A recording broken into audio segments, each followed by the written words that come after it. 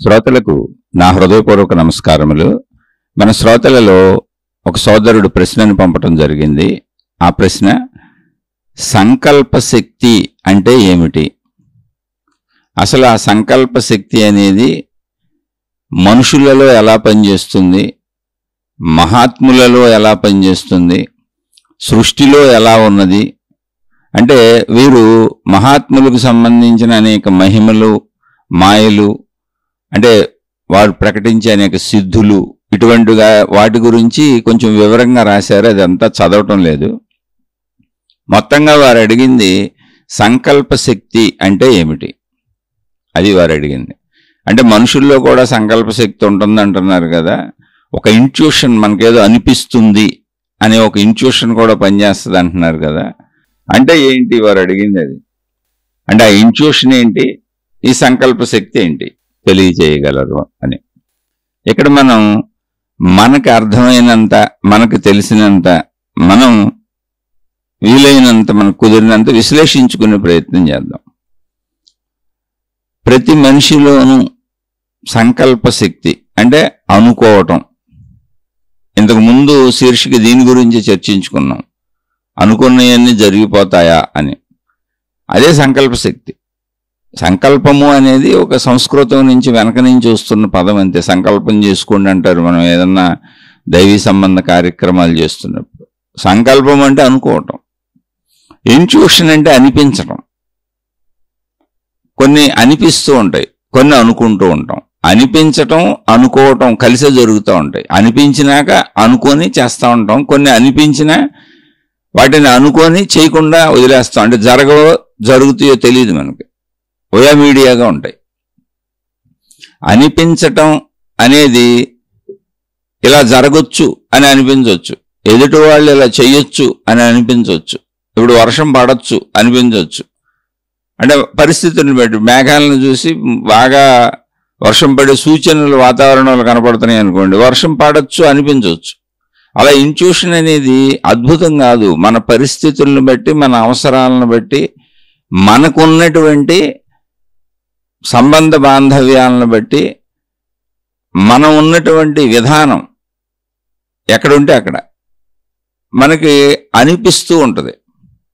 ఆ అనిపించేది మనం చేసే విషయాలు అయి ఉండొచ్చు, ఎదుటి వాళ్ళు చేసే విషయాలు అయి ఉండొచ్చు, ఏదన్నా పరిస్థితుల ప్రభావంతో జీవితంలో జరిగే విషయాలు అయి ఉండొచ్చు.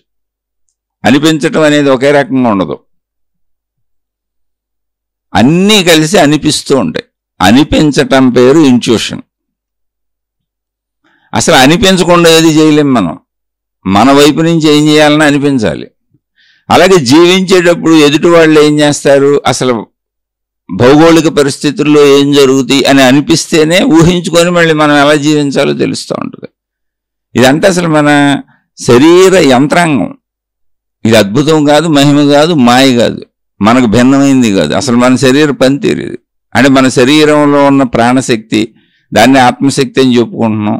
దాన్నే దేవుడు, దేవతలుగా అర్థమవటం కోసం రూపాలు తయారు చేశారని చెప్పుకున్నాం చాలాసార్లు. అంటే ఒక మనిషికి అర్థమయ్యే విధానంలో దాన్ని కిందకి తీసుకొచ్చారు, మతాలుగా, మార్గాలుగా. ఆ మత విధానాలు, ఆ మత దేవుళ్ళు, దేవతలు, అనేక ఆచార సాంప్రదాయాలు ఏంటి, ఇవన్నీ ఏంటి అంటే, ఓ నర్సరీలో జాయిన్ చేసిన పిల్లోడికి ముందు స్కూల్లో బొమ్మలు ఇచ్చి ఆడుకోమంటారు ఓ బిడ్డకి. అక్కడి నుంచి తర్వాత నర్సరీ అంతా ఆడుకోవటమే. ఏదైనా నోటితో అక్కడ చెప్పిస్తారు ఊరికినే. తర్వాత యూకేజీలోనూ కూర్చోబెడతారు, అక్షరాలు నేర్పిస్తారు, ఏ ఇచ్చి దిద్దమంటారు.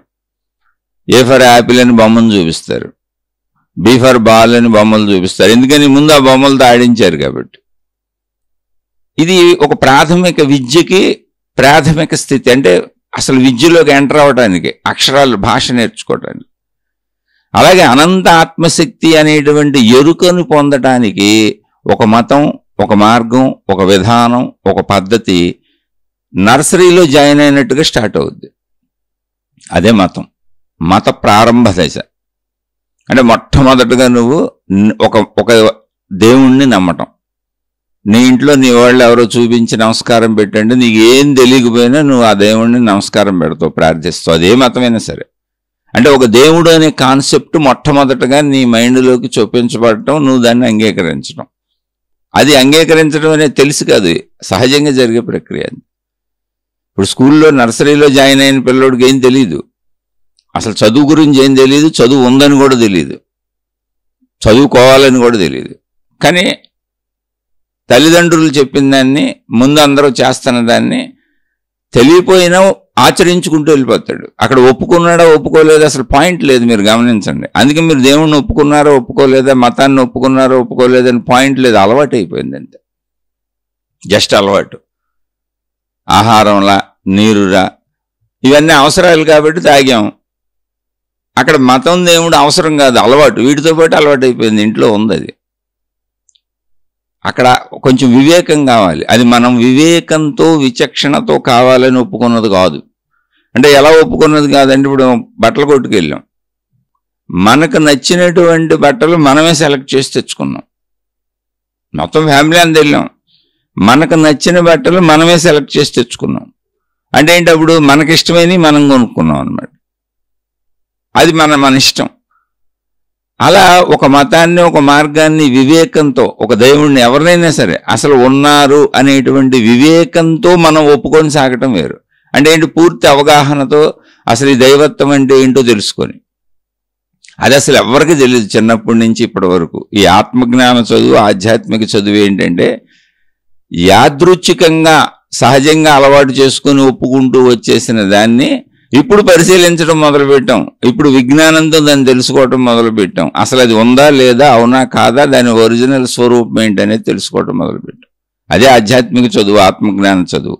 ఇప్పటి వరకు మతాన్ని అనుసరించినా, దేవుణ్ణి అనుసరించినా అది ఒక సహజ అలవాటుగా చేసాం అంతే. అంటే నీకు దైవత్వము అనేటువంటి ఆ విశ్వశక్తి ఏంటో తెలియనప్పుడు నువ్వు నమ్మే దేవుడు పరిమిత దేవుడు, నీ మతం పరిమితం. అది స్కూల్ అంతే, నువ్వు ఇంకా విద్యలోకి వెళ్ళలేదు, నేర్చుకుంటున్నావు అంతే. విద్య గురించి అవగాహన లేదు, అసలు విద్య ఎందుకు చదవాలో నీకు తెలియదు. అందరూ చేస్తున్నారు కాబట్టి వెళ్ళావు, అందరూ చేస్తున్నారు కాబట్టి చేస్తున్నావు, అందరూ చేస్తున్నారు కాబట్టి అక్కడ కూర్చున్నావు, అందరూ ఏ ఫర్ యాపిల్ అంటే అనమన్నారు కాబట్టి అంటున్నావు. నీ ఇష్ట ప్రకారంగా జరగలేదు. ఇప్పుడు బట్టల కొట్టుకు వెళ్ళి నా ఇష్ట ప్రకారంగా నాకు బట్టలు కావాలని నేనే నాకు నచ్చినవి సెలెక్ట్ చేసుకొని ఇవి నాకు అవసరము అని నేను కొనుక్కొని నేను వేసుకున్నా. ఇది ఒక విధానం. ఇంకోటి అలా కాదు, నాకేదో బర్త్డే వచ్చింది, లేదా నాకేదో మ్యారేజ్ డే వచ్చింది, లేదా నాకేదో ఫంక్షన్ వచ్చింది మా ఇంట్లో, ఎవరెవరో తెచ్చి బట్టలు నాకు ఇచ్చారు. అంటే నాకు వాళ్ళ ఇష్ట ప్రకారం వాళ్ళు కొని వాళ్ళకి నచ్చినవి నాకు తెచ్చిచ్చారు. నాకు అప్పుడు అవసరము కాదు, నేను అవసరం అనుకోలేదు, అసలు బట్టలు కావాలనుకోలేదు. కానీ వాళ్ళు తెచ్చి ఇచ్చారు కాబట్టి బట్టలు ఎప్పుడైనా కట్టుకునేవే కాబట్టి జనరల్గా కట్టుకుంటాను, నేనేం పారాయను. కానీ నేను వాటిని కావాలనుకోలేదు, అవి నాకు ఇష్టము కాదు, అప్పుడు నాకు అవి అవసరము కాదు. అసలు బట్టల గురించిన ఆలోచనే నాకు లేదు. అలా మతం గురించిన ఆలోచన నాకు లేదు, దేవుడి గురించిన ఆలోచన నాకు లేదు. ఇంట్లో ఏదో చిన్నతనంలోనే పెద్దవాళ్ళు దాన్ని అనుసరిస్తూ చెప్పారు, చేసుకుంటూ వెళ్ళిపోయా. అంటే నేను వివేకంతో ఎన్నుకున్నది కాదు అని చెబుతున్నా అంతే. జస్ట్ మరి విధానాలన్నీ ఏంటంటే ఆధ్యాత్మిక చదువు అంతే, ప్రారంభ దశది. ఆ ప్రారంభ దశలో అందరూ సాగుతూ ఉంటారు, మనందరం అలాగే వెళ్తూ ఉంటాం కూడా. అలా సాగుతూ ఒక వయసు వచ్చినాక అసలు ఆధ్యాత్మికత మీద ఇంట్రెస్ట్ పెరిగినాక, దైవత్వం మీద ఇంట్రెస్ట్ పెరిగినాక, సృష్టి మొత్తాన్ని నడిపేటువంటి ఒక శక్తి ఏదో ఉన్నది అనేటువంటి ఆసక్తి కలిగిన వ్యక్తులు మాత్రమే అసలు దేవుడు అంటే ఏంటి, దేవత అంటే ఏంటి, ఆధ్యాత్మికత అంటే ఏంటి, భక్తి అంటే ఏంటి. నేను ఇప్పటి వరకు ఊరుకునే ఫోటోలో, బొమ్మలో నా మతమో, నా విధానమో, నా ఆచారమో, నా సాంప్రదాయమో యాదృచ్ఛికంగా అందరూ చేస్తున్నారు కాబట్టి చేసుకుంటూ వచ్చా. నాకు దాని మీద అవగాహన లేదు. ఇప్పుడు నేను దాన్ని తెలుసుకుంటా, అవగాహన కలిగించుకుంటా అని కొంతమంది ప్రయత్నిస్తారు. ఆ ప్రయత్నించిన వాళ్ళకి మాత్రమే ఈ ఆధ్యాత్మిక చదువు అర్థమవుతుంది, ఈ ఆత్మజ్ఞాన చదువు అర్థమవుతుంది. ఇది విశ్వశక్తిని తెలియజేస్తుంది. ఆ విశ్వశక్తి అన్నప్పుడు విశ్వంలో మనం కూడా ఉన్నాం కాబట్టి, మనం అందులో భాగమే కాబట్టి, మొత్తం అన్నిటికీ సంబంధించి అది మనకు కూడా సంబంధించిన విద్య చదువు అవుతుంది. అంటే మనము విశ్వము ఏంటి అని సమస్తంగా మన గురించి, విశ్వం గురించి తెలియజేస్తుంది. అలా తెలియజేసినప్పుడు దాన్ని తెలుసుకున్న మహాత్ములు అందించిన జ్ఞాన ఆధారంగా మనం వెళ్తున్నాం. దానికి ఆత్మ అని వాళ్ళు పేరు పెట్టారు, అందుకని అది ఆత్మజ్ఞానం అని వాళ్ళు పేరు పెట్టారు. మొత్తం విశ్వం అంతా ఒకే శక్తి ఉన్నది అని. అయితే ఆత్మ అని ఎందుకు పేరు పెట్టవలసి వచ్చింది, దాన్ని బ్రహ్మము అని ఎందుకు పిలవవలసి వచ్చింది అంటే, మనుషులు విడివిడిగా ఉన్నారు, జంతువులు విడివిడిగా ఉన్నాయి, చెట్లు విడివిడిగా ఉన్నాయి, మొత్తం జీవులన్నీ విడివిడిగా ఉన్నాయి. అందరికీ పరిమిత భావనలో అనేకంగా ఉన్నట్టు అనిపిస్తుంది. అనిపించేది నిజమే, అబద్ధం కాదు, శరీరపరంగా అదంతా సత్యమే. అయితే ఇదే సత్యము అనుకొని అందరూ అందులో పరిమిత భావనలో ఉండిపోవటం వలన యాక్షన్స్లోకి వచ్చేటప్పుడు అందరిలో చెడు వస్తుంది, అంటే స్వార్థ భావన వస్తుంది. వేరు కాబట్టి నేను బతకాలి, నేను బాగుండాలి, నా వాళ్ళు బాగుండాలి, అలా వస్తుంది. అందుకని ఇది గ్రహించిన మహాత్ములు అసలు ఇదంతా ఏంటని మూల కారణాన్ని కనుక్కున్నారు. నేను ఎందుకున్నాను, నేను ఎందుకు పుట్టాను, నేను ఎందుకు పెరుగుతున్నాను, నేను ఎందుకు చనిపోతున్నాను, అసలు ఇన్ని అసమానతలు ఏంటి, ఇన్ని రకాల జీవులు ఏంటి, ఇవన్నీ ఎందుకు వచ్చినాయి, మూల కారణాలు ఏంటి అనేటువంటి దాన్ని ప్రయత్నించారు. అది ఒక రోజు 2 రోజుల్లో జరిగింది కాదు, వేల సంవత్సరాలు, లక్షల సంవత్సరాల నుంచి ఆ ప్రయోగాలు జరుగుతూ ఏ తరాల వాళ్ళు ముందు తరాలకు అందించుకుంటూ వచ్చారు తాము తెలుసుకున్నదాన్ని. అదే మన వరకు పరంపరగా వచ్చింది. వాళ్ళు తెలుసుకున్నది ఏంటి అంటే, మొత్తం విశ్వమంతా ఉన్నది ఒకటే శక్తి, అది ఏకశక్తి. ఆ ఏకశక్తి పదార్థాలుగా విషయాలుగా ఉన్నప్పుడు భిన్నంగా కనపడుతుంది. ఇవన్నీ మళ్ళీ ఆ ఏకశక్తిలోనే ఉన్నాయి. ఏకశక్తిగా ఉన్నప్పుడు దానికి భిన్నంగా ఏమీ లేదు కనుక దాన్ని తెలుసుకునేది, అనుభవించేది, దాన్ని గ్రహించేది ఏమీ లేదు. దీన్ని ఇప్పుడు చదువుగా అర్థం చేసుకోవాలి. ఇది 3 స్థితులలో ఉంది. 1 ఏకశక్తిగా ఉంది, 2 మనోశక్తిగా ఉంది, 3 పదార్థంగా విషయాలుగా ఉంది. అయితే మనసు ఎక్కడ ఉంది అంటే, పదార్థాలు విషయాలతో కలిసినప్పుడే మనసు ఉంది, అంటే మనిషిగా ఉన్నప్పుడు మనసు ఉంది, పరిమిత భావనలో మనసు ఉంది. ఈ పరిమిత భావనకు సంబంధించి ప్రపంచం నుంచి గ్రహించింది మనసు అవుతుంది. అయితే ఈ మనసు ఎక్కడవుతుంది అంటే ఆ ఏకశక్తిలోనే అవుతుంది. ఈ మనసు అనే శక్తి ఏంటంటే, మనసు కనపడతల్లా, భావాలు కనపడతల్లా. అప్పుడు దాన్ని పరిశీలించారు. మళ్ళీ భావాలు ఉన్నాయని తెలుస్తుంది, అనేకంగా ఉన్నాయని తెలుస్తుంది, నాలోనే ఉన్నాయని తెలుస్తుంది, కానీ ఎక్కడ ఉన్నాయో తెలియట్లే, ఎలా ఉన్నాయో తెలియట్లే ఏంటని దాని మీద తపస్సు చేశారు, అన్వేషణ చేశారు. అప్పుడు అది ఏకశక్తిలోనే మనసు ఉంది అని. అంటే ఇప్పుడు మనసులన్నీ ఎక్కడ ఉన్నాయి, ఏకశక్తిలోనే ఉన్నాయి. ఈ మనసులన్నీ అన్నప్పుడు మనసులన్నీ అని ఎందుకు అంటున్నాం అంటే, అనేక మంది మనుషులు ఉన్నారన్న భావనలు అంతే. అంటే మనసుగా అది నాది అని నేను అనుకుంటున్నా, కానీ అది ఏకశక్తిలోనే ఉంది. అంటే ఒక పుస్తకంలో 400 పేజీలు ఉన్నాయి, పేజీలు ఎన్ని అన్నప్పుడు 400 అంటున్నా. ఒక్కొక్క పేజీలో 30 లైన్లు ఉన్నాయి, లైన్లు ఎన్ని అన్నప్పుడు 30 అంటున్నా ఒక్కొక్క పేజీకి. మళ్ళీ 400 × 30 వేసుకోవాలి, వేసుకుంటే మళ్ళీ లైన్లు వస్తాయి. అందులో పదాలు ఎన్ని అంటే, ఒక్కొక్క వాక్యంలో 7-8 పదాలు ఉన్నాయన్న. ఒక్కొక్క మళ్ళీ వాక్యంలో అక్షరాలు ఎన్ని అంటే, మళ్ళీ దాని అక్షరాలు చెబుతున్నా. ఒక్కొక్క దాంట్లో 25 అక్షరాలు ఉన్నాయని. అంటే అక్షరాలుగా తీసుకుంటే ఇంకా సంఖ్య పెరిగిపోతుంది, పదాలుగా తీసుకుంటే ఇంకా సంఖ్య పెరిగిపోతుంది, వాక్యాలుగా తీసుకుంటే ఇంకా అంటే సంఖ్య తగ్గుతూ వస్తుంది. అక్షరాలుగా తీసుకుంటే సంఖ్య ఎక్కువ, పదాలుగా తీసుకుంటే సంఖ్య తగ్గింది, వాక్యాలుగా తీసుకుంటే ఇంకా సంఖ్య తగ్గింది, పేజీలుగా తీసుకుంటే ఇంకా సంఖ్య తగ్గింది. మొత్తం కలిపితే పుస్తకం అంటే ఏకత్వమే ఉంది, ఒకటే ఉంది, అక్కడ పుస్తకం ఒకటే ఉంది. ఇవి దశలు. అలా సృష్టిని మనం అక్షరాలుగా విడివిడిగా చూస్తున్నాం, అక్షరాలుగా విడివిడిగా చూస్తున్నాం. ఇందులో పదాలు ఏంటి అన్నాం అనుకో, మానవ జాతి అంతా ఒకటి, జంతు జాతి అంతా ఒకటి, వృక్ష జాతి అంతా ఒకటి, ఇవన్నీ పదాలు లేదా వాక్యాలు అనుకోండి. మానవ జాతి ఎప్పుడు ఇలాగే సాగుద్ది, జంతు జాతి ఎప్పుడు ఇలాగే సాగుద్ది, వృక్ష జాతి ఎప్పుడు ఇలాగే సాగుద్ది. మళ్ళీ నదులు, కొండలు, గుట్టలు, సముద్రాలు, గ్రహాలు, గోళాలు, ఇలా విడివిడిగా అన్నీ చూస్తూ ఉంటాం.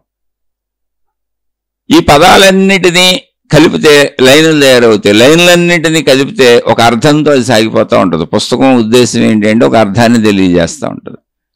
అయితే ఒక అక్షరం చదివితే అర్థం రాదు, ఒక పదం చదివితే అర్థం రాదు, ఒక లైన్ చదివితే అర్థం రాదు.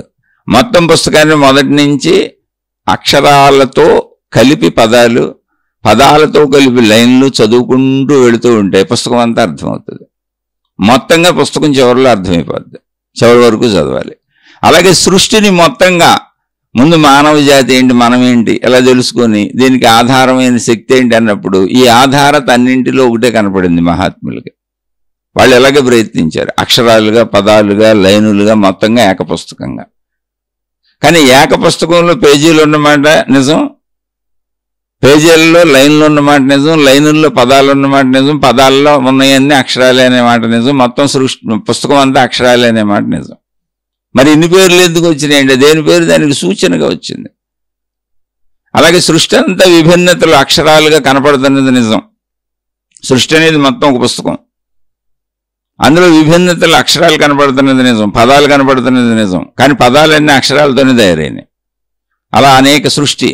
ఆ సృష్టి అన్నిటికీ ఆధారం పంచభూతాలు.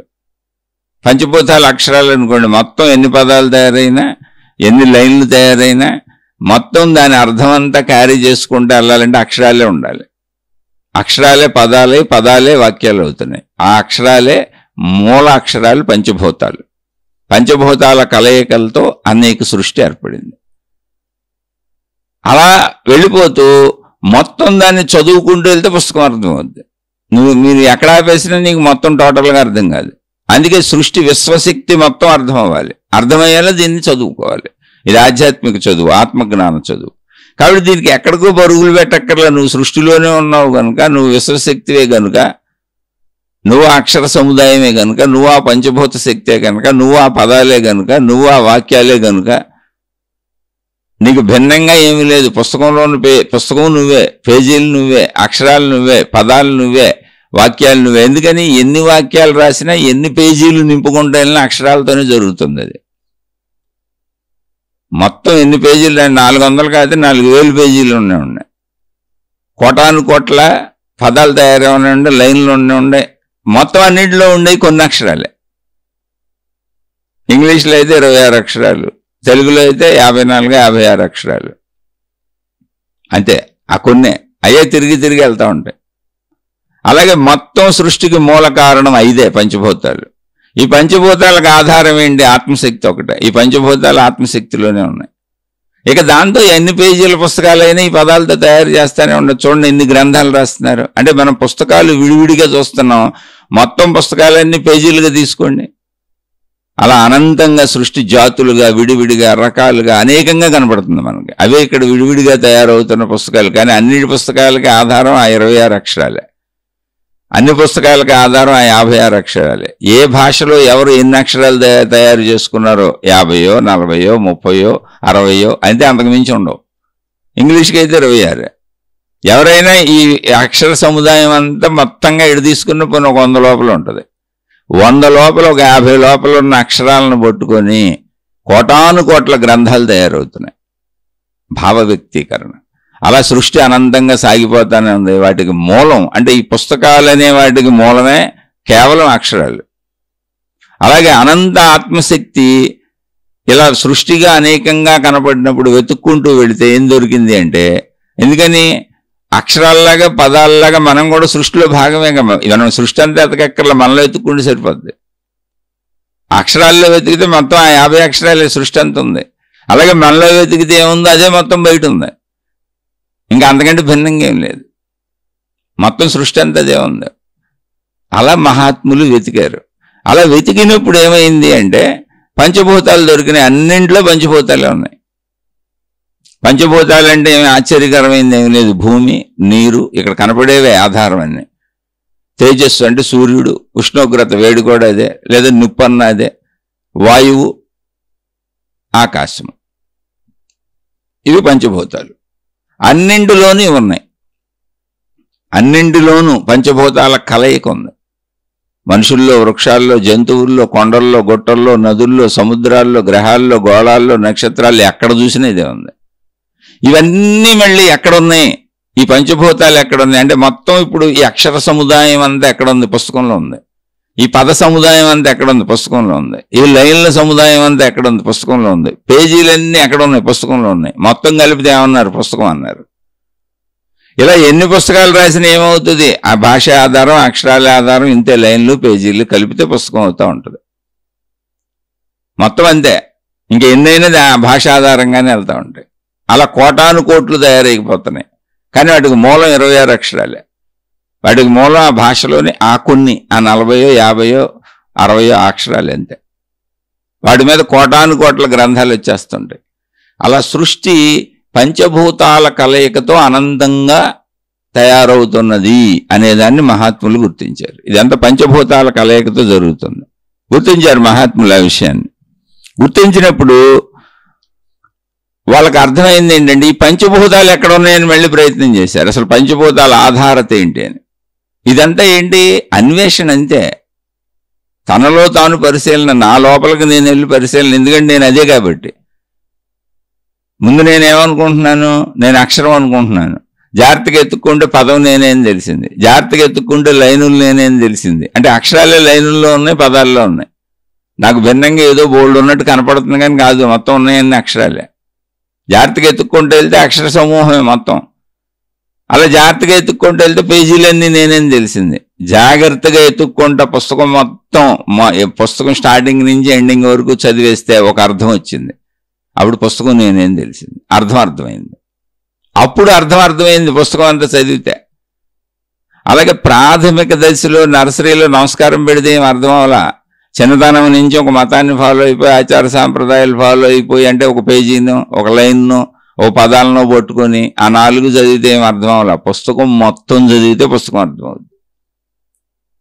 అందుకని దాన్ని తెలుసుకోవాలి. ఆ తెలుసుకోవడమే ఆధ్యాత్మిక చదువు, ఆత్మజ్ఞాన చదువు. అది మనలోనే జరుగుతుంది. పుస్తకం ఉదాహరణగా చెప్పానంతే. అందుకని ఆచార వ్యవహారాలు పాటించేవాళ్ళు, విధానాలు పాటించేవాళ్ళు, పద్ధతులు పాటించేవాళ్ళు అందరూ కూడా ఒక విధానంలో అలవాటుగా సాగిపోతున్నాం. బట్టలు కట్టుకోవడం అలవాటుగా సాగిపోతున్నాం, తిండి తినడం అలవాటుగా సాగిపోతున్నాం, నీళ్లు తాగడం అలవాటుగా సాగిపోతున్నాం, కాలకృత్యాలు అలవాటుగా చేసేస్తున్నాం. అంటే కానీ ఇవన్నీ అవసరాలు. అలాగే వృత్తి వ్యాపార ఉద్యోగాలు అలవాటుగా చేసుకుంటూ వెళ్ళిపోతున్నాం. ఇవన్నీ అలవాట్లు. టీ కాఫీలు అలవాటుగా తాగుతూ వెళ్ళిపోతున్నాం. వ్యసనాలు, చెడ్డ అలవాట్లు అలవాటుగా చేసుకుంటూ వెళ్ళిపోతున్నారు. విచక్షణ పరిశీలన లేదు అందులో. విచక్షణ పరిశీలన ఉంటే అసలు వ్యసనాలు చేసుకోరు ఎవరు. ఇక్కడ వృత్తి వ్యాపార ఉద్యోగాలు మిగిలినవన్నీ కూడా అసలు విచక్షణతో పని లేదు, అవసరాలు లేదు. అవసరం లేకపోతే చేయటమే కుదరదు. అందుకని చేయటానికి విచక్షణను ఉపయోగిస్తాం. అలాగే దైవీతత్వాన్ని, భక్తితత్వాన్ని, మతతత్వాన్ని, మార్గతత్వాన్ని, ఒక విధాన తత్వాన్ని, ఎవరో నడిపేవాళ్ళని అనుసరించి వెళ్ళిపోవటాన్ని, ఒక గ్రంథాన్ని పట్టుకొని సాగిపోవటాన్ని అలవాటుగా చేసుకున్నాం కానీ అర్థం చేసుకోలేదు. అది మనకు అర్థం అవ్వలేదు. అర్థమై మనం తెచ్చుకున్నది కాదు అది. అది చెప్పడానికి మీకు నేను ఈ విషయాలన్నీ చెబుతున్నాను.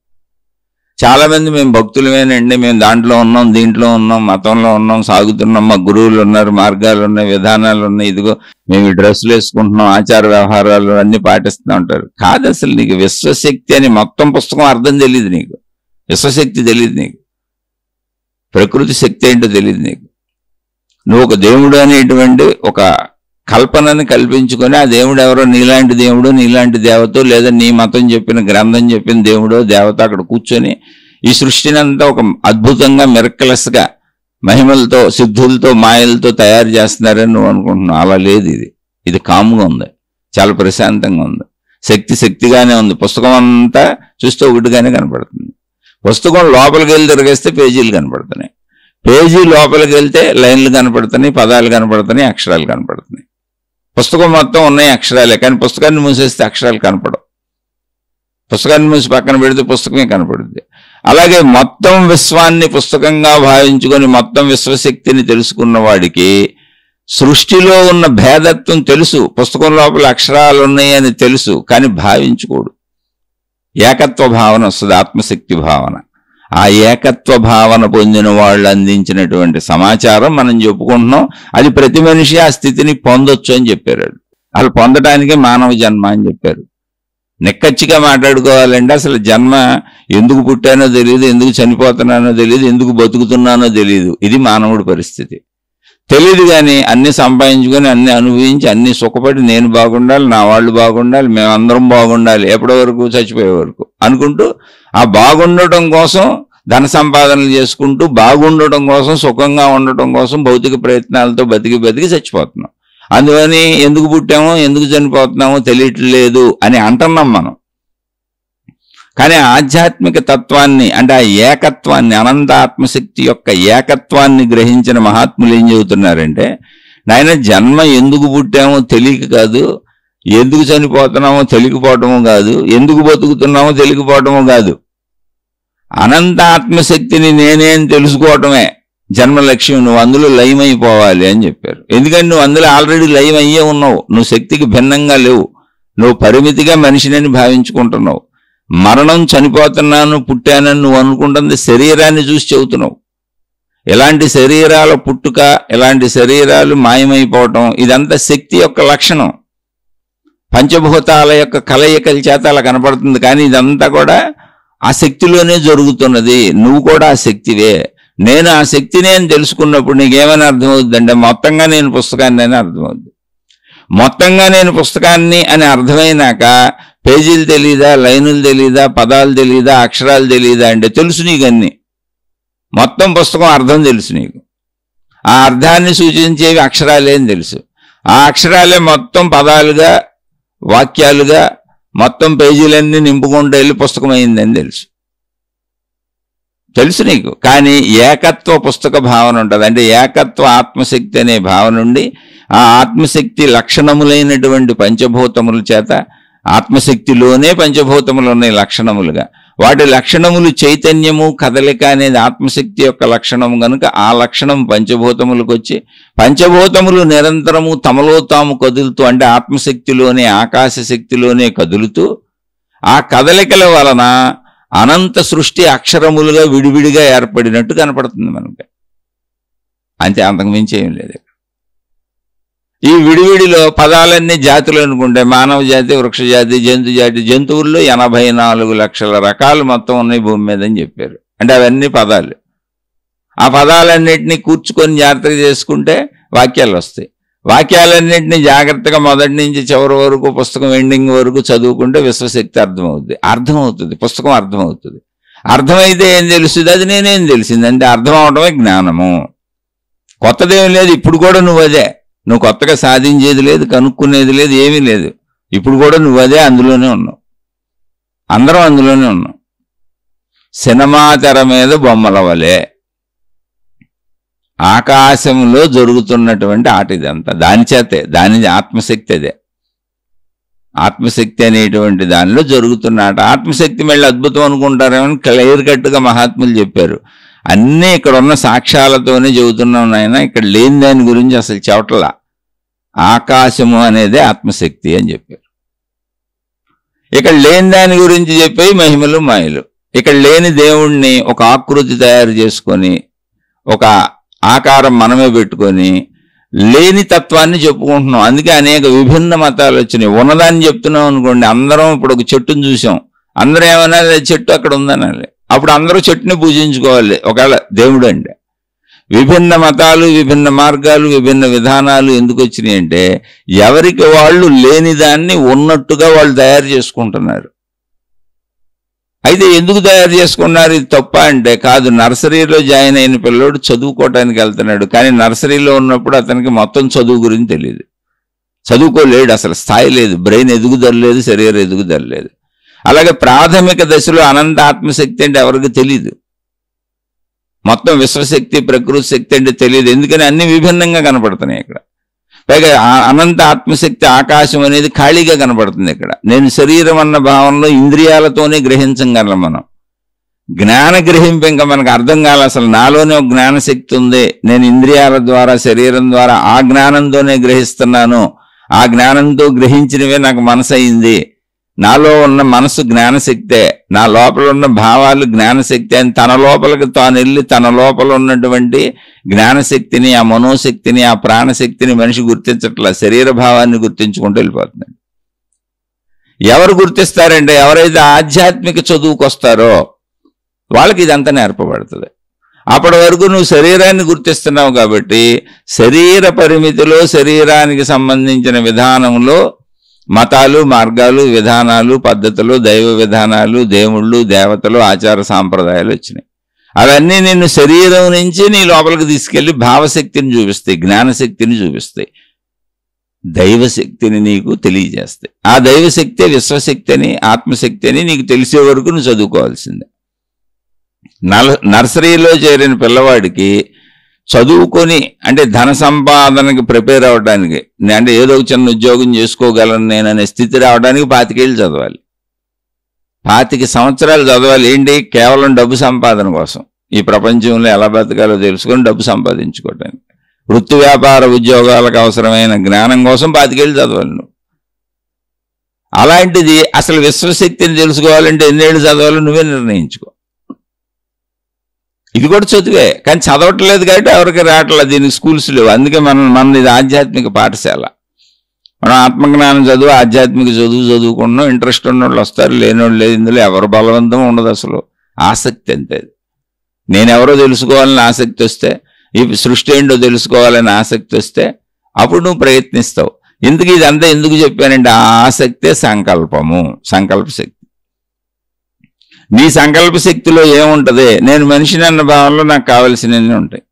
నేను మనిషిగా నేను పొందవలసిన ఉంటాయి. డబ్బు ఉంటుంది, నా వాళ్ళు ఉంటారు, నా కుటుంబం ఉంటుంది, నా సుఖాలు ఉంటాయి, నా భోగాలు ఉంటాయి, ప్రపంచంలో నేను చూస్తున్నాయి ఉంటాయి, పరిమిత భావంలో నేను భావించుకుంటున్నాయి ఉంటాయి, పరిమిత భావంలో నాకు కనపడుతున్నాయి ఉంటాయి, నేను గ్రహిస్తున్నాయి ఉంటాయి.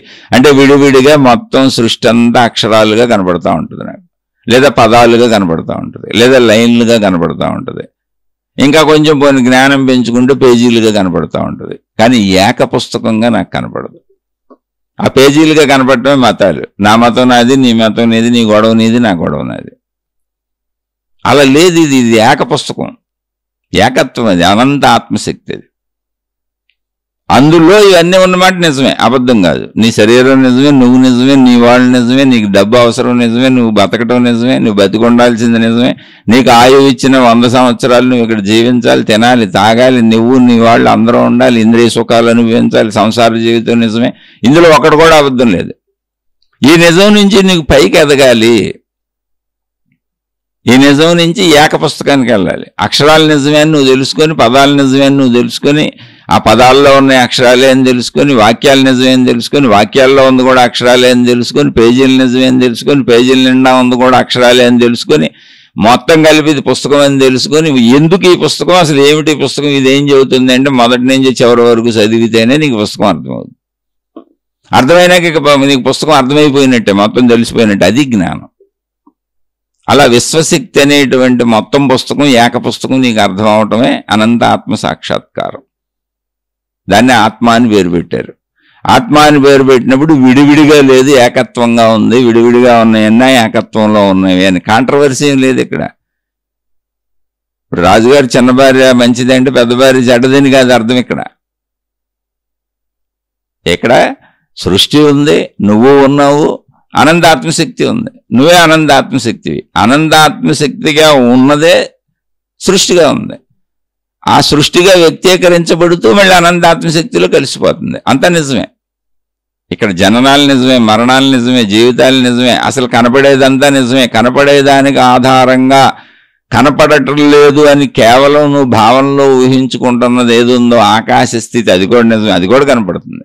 ఏమీ లేదని ఎలా చెబుతున్నావు ఆకాశం కనపడిపోతే? అది ఏదో ఒకదాన్ని చూడటానికి అలవాటు పడిపోయాం కాబట్టి ఏమీ లేదని చెబుతున్నాం. అందుకని ఆ నిజాలను బాగా చదువుకోవాలి. చదువు. సంకల్ప శక్తి అంటే ఇంతే. ఇప్పుడు సంకల్ప శక్తిలో ఏమున్నాయి? మనిషిగా మనం ఏమనుకుంటున్నాం, అసలు మనకు తెలిసింది ఏంటి? వేరు వేరు. కాబట్టి వేరు భావనలో ఉన్న వాళ్ళందరికీ అనిపించటం ఇంట్యూషన్. ఇంట్యూషన్ ఏముంటుంది? నాకేదో నిరంతరం కావాలని ఉంది కదా, నాకు మనుషులు తెలుసు కదా, నాకు సృష్టిలో ఉన్నాయన్నీ తెలుసు కదా, భౌగోళిక పరిస్థితులు తెలుసు కదా. ఇప్పుడు ఇంట్యూషన్ ఏమొస్తుంది?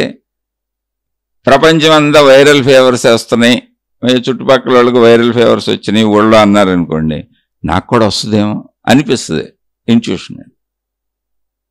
లేదు రోజు ఏదో వండుకు తింటాం, ఇవాళ ఇది వండుతామేమో, మావిడ ఇది వండుద్దేమో అనిపిస్తుంది. వెళ్ళి కూర్చుంటే అదే వండి ఉంటారు. ఇంట్యూషన్. ఏదైనా నువ్వు అనుకునేదంతా నీకు తెలిసిందంటోంచి అనిపిస్తూ ఉంటుంది అంతే. అందులో పెద్ద విశేషం ఏం లేదు. అసలు విశేషత కాదు, నువ్వు దాన్ని ఆపాదించుకుంటావు. అనిపించటం, అనుకోవటం రెండు మనిషి జీవితంలో జరుగుతూనే ఉంటాయి, ఎప్పుడూ జరుగుతూనే ఉంటాయి. అనిపించటం, అనుకోవటం దగ్గర సంబంధ బాంధవ్యాల్లో ఉంటాయి. అనిపించిన దాంట్లోంచి కొన్ని అనుకుంటూ ఉంటావు, అనుకునే కొన్ని చేస్తూ ఉంటావు. అనిపించడం అనేకం అనిపిస్తాయి. అనేకం అనిపించిన వాటిలో కొన్ని మనం చేసే ఉంటాయి, కొన్ని మనకు జరిగే ఉంటాయి, వాటంతటా జరిగే ఉంటాయి. అందుకని జరిగినప్పుడు కొన్ని జరుగుతాయి, అన్నీ జరగవు. జరిగిన వాటిని ఏదో అద్భుతమైన ఇంట్యూషన్ అనుకున్నావు అనుకో, నీ భ్రాంతి అది. ఎందుకని నీ ఇంట్యూషన్లు ఎప్పుడు నీకు తెలిసినవే ఉంటాయి, నీకు తెలియదు ఉండదు. అసలు నీకు తెలియదే ఉండదు. నీ ఇంట్యూషన్లోకి ఎప్పుడు సూర్యగోళం ఎంత ఉంది, సూర్యుడు ఎక్కడ తిరుగుతున్నాడు, ఇప్పుడు ఎటు వెళ్తాడు, ఎటు తిరిగాడు, లేకపోతే గ్రహగోళాలు ఏమవుతున్నాయి, అది రాదు నీకు ఇంట్యూషన్లో. నీకు తెలిసిన వాళ్ళు ఇప్పుడు మా ఇంటికి పలానా ఆయన వస్తాడేమో, పలానా ఆవిడ వస్తుందేమో అనిపిస్తుంది. ఎందుకని ఆ పలానా వాళ్ళు నీకు తెలుసు కాబట్టి, వాళ్ళని ఆల్రెడీ నీ లోపల ఉంది కాబట్టి, వాళ్ళకి నీకు మధ్య సంబంధ బాంధవ్యాలు ఉన్నాయి కాబట్టి. చాలామంది అంటారు ఇప్పుడే అనుకుంటున్నాం వచ్చామని. నేను ఇప్పుడే ఏదో లడ్డు తిందాం అనుకున్నాను, మా వాళ్ళు లడ్డూలు తెచ్చేసారంటారు. ఇవన్నీ మహిమల మాయలుగా చెప్పుకోబాకండి, పిచ్చెక్కుద్ది. వీటిని చెప్పుకుంటున్నారు మహిమల మాయలని. నీకు తెలిసిందే ఇంట్యూషన్ అవుతుంది, నీకు తెలియని ఇంట్యూషన్ అవ్వదు. ఇంట్యూషన్ అనేది నీ లోపల ఉన్నటువంటి ప్రాణశక్తి యొక్క లక్షణం, కదలిక, అది చైతన్యం. అలా అనిపించిన ఇంట్యూషన్లో అంటే సంకల్ప శక్తులు ఇవన్నీ భాగాలే. అది అసలు శక్తి. ఆ శక్తి సంకల్ప శక్తి ఎందుకైంది అనడానికి అంత వివరిస్తున్నా. అది అనంత ఆత్మశక్తి. సంకల్ప శక్తి ఎక్కడైంది? పరిమిత భావనలో అయింది. నేను వేరు అనుకున్నప్పుడు, అనేకం ఉన్నప్పుడు, ఆ అనేకంలో నేను కలిసి తిరుగుతున్నప్పుడు, నా అవసరాలు ఉన్నప్పుడు, జీవితం నిజం కనుక, జీవించడం నిజం కనుక, శరీరం నిజం కనుక, అనేకం ఉన్నది నిజం కనుక, నేను ప్రయత్నించి సాధించుకోవాలి కనుక, ఆ అనేకాలతో సంబంధ బాంధవ్యాలు ఉన్నాయి కనుక, అవన్నీ నా లోపల నిక్షిప్తం అవుతున్నాయి కనుక, అది మనసు అవుతుంది కనుక, నేను చేయవలసిన వాటిని భావించుకుంటూ ఉంటాను, నేను పొందవలసిన వాటిని భావించుకుంటూ ఉంటాను కనుక ఇంట్యూషన్ కలుగుతూ ఉంటుంది. ఈ ఇంట్యూషన్ అనేది నాకు ముందెందుకు తెలియలేదు, ఇప్పుడే ఎందుకు కలిగింది అంటే, మనలో conscious mind, sub conscious mind, unconscious mind అని మనలో ఉన్నటువంటి మనసుని, మైండ్ని విభాగాలుగా చెప్పారు. అది ఒకటే, 3 ముక్కలుగా ఏం లేదు, ఒకే మనసు, అది ఒకే మైండ్. అది కాన్షియస్ మైండ్ అంటే ఇప్పుడు నేను చెబుతున్నాను, మీరు వింటున్నారు, ప్రస్తుతంలో పనిచేస్తున్నటువంటి మనసు, ప్రస్తుతం, ప్రజెంట్. సబ్ కాన్షియస్ మైండ్ అంటే గుర్తున్నవి, వెనకున్నవి, నేను కాసేపాకి చేయబోయేవి, నేను కాసేపాకి మాట్లాడబోయేవి, నేను ఇప్పుడు మీతో మాట్లాడుతున్న విషయాలు కాక వెనక నుంచి మాట్లాడటానికి ప్రిపేర్ అయ్యి రెడీగా ఉండి రాబోతున్న వాక్యాలు. అంటే గుర్తున్నవి అన్నీ సబ్ కాన్షియస్ మైండ్. అయితే గుర్తు లేకుండా కూడా మనం చిన్నతనం నుంచి ఇప్పుడు వరకు గ్రహించి, ఇప్పుడు అవసరం లేకుండా, అంటే గుర్తుండాలి అనే రూల్ ఏముంది, అవసరమే లేదు. అందుకని అవన్నీ అన్కాన్షియస్లో ఉన్నాయి. అన్కాన్షియస్లోంచి వచ్చినటువంటి విషయాన్ని ఇంట్యూషన్ అనుకుంటారు మీరు. అది ఇంట్యూషన్ అనేది, అది అన్కాన్షియస్లోంచి వచ్చింది. ఇలా జరగవచ్చు, అవ్వచ్చు, లేదా పరిస్థితులను బట్టి. సూర్యుడు రాలేదు, మబ్బులు కమ్మినాయి కానీ వర్షం పడవచ్చు అని మనకు అనిపించవచ్చు. ఇప్పుడు మనం ఎక్కాల్సిన బస్సు వచ్చేయచ్చు, రాకపోవచ్చు, లేట్ అవుద్దేమో అనిపించింది అనుకోండి. లేట్ అయితే చూసావో నాకు అనిపించింది అంటాం. కాదు, రెండే జరుగుతాయి. బస్సు లేట్ అవడం అన్నా జరుగుద్ది, టైంకి రావడం అన్నా జరుగుద్ది, అంతే. ట్రైన్ లేట్ అవడం అన్నా జరుగుద్ది, టైంకి రావడం అన్నా జరుగుద్ది. అన్నీ రెండే ఉంటాయి. ఎప్పుడు అది మన యాక్సిడెంట్ అవుద్దేమో అనిపించింది అనుకో, రెండే ఉన్నాయి. యాక్సిడెంట్ అవటం అన్నా జరుగుద్ది, లేదా సేఫ్గా దిగటం అన్నా జరుగుద్ది. సేఫ్గా మనం అనుకున్న ప్లేస్కి వెళ్తాం. ఎప్పుడు రెండే ఉంటాయి, అవును కాదు, మంచి చెడు. ఆ రెండిట్లో ఒకటి అనుకుంటా ఉంటాం, ఇంట్యూషన్. అది ఎవరో ఇప్పుడు మా వాళ్ళు పలానోళ్ళు ఫోన్ చేస్తారేమో అనుకున్నాం, ఆ పలానోళ్ళు నీకు తెలుసు.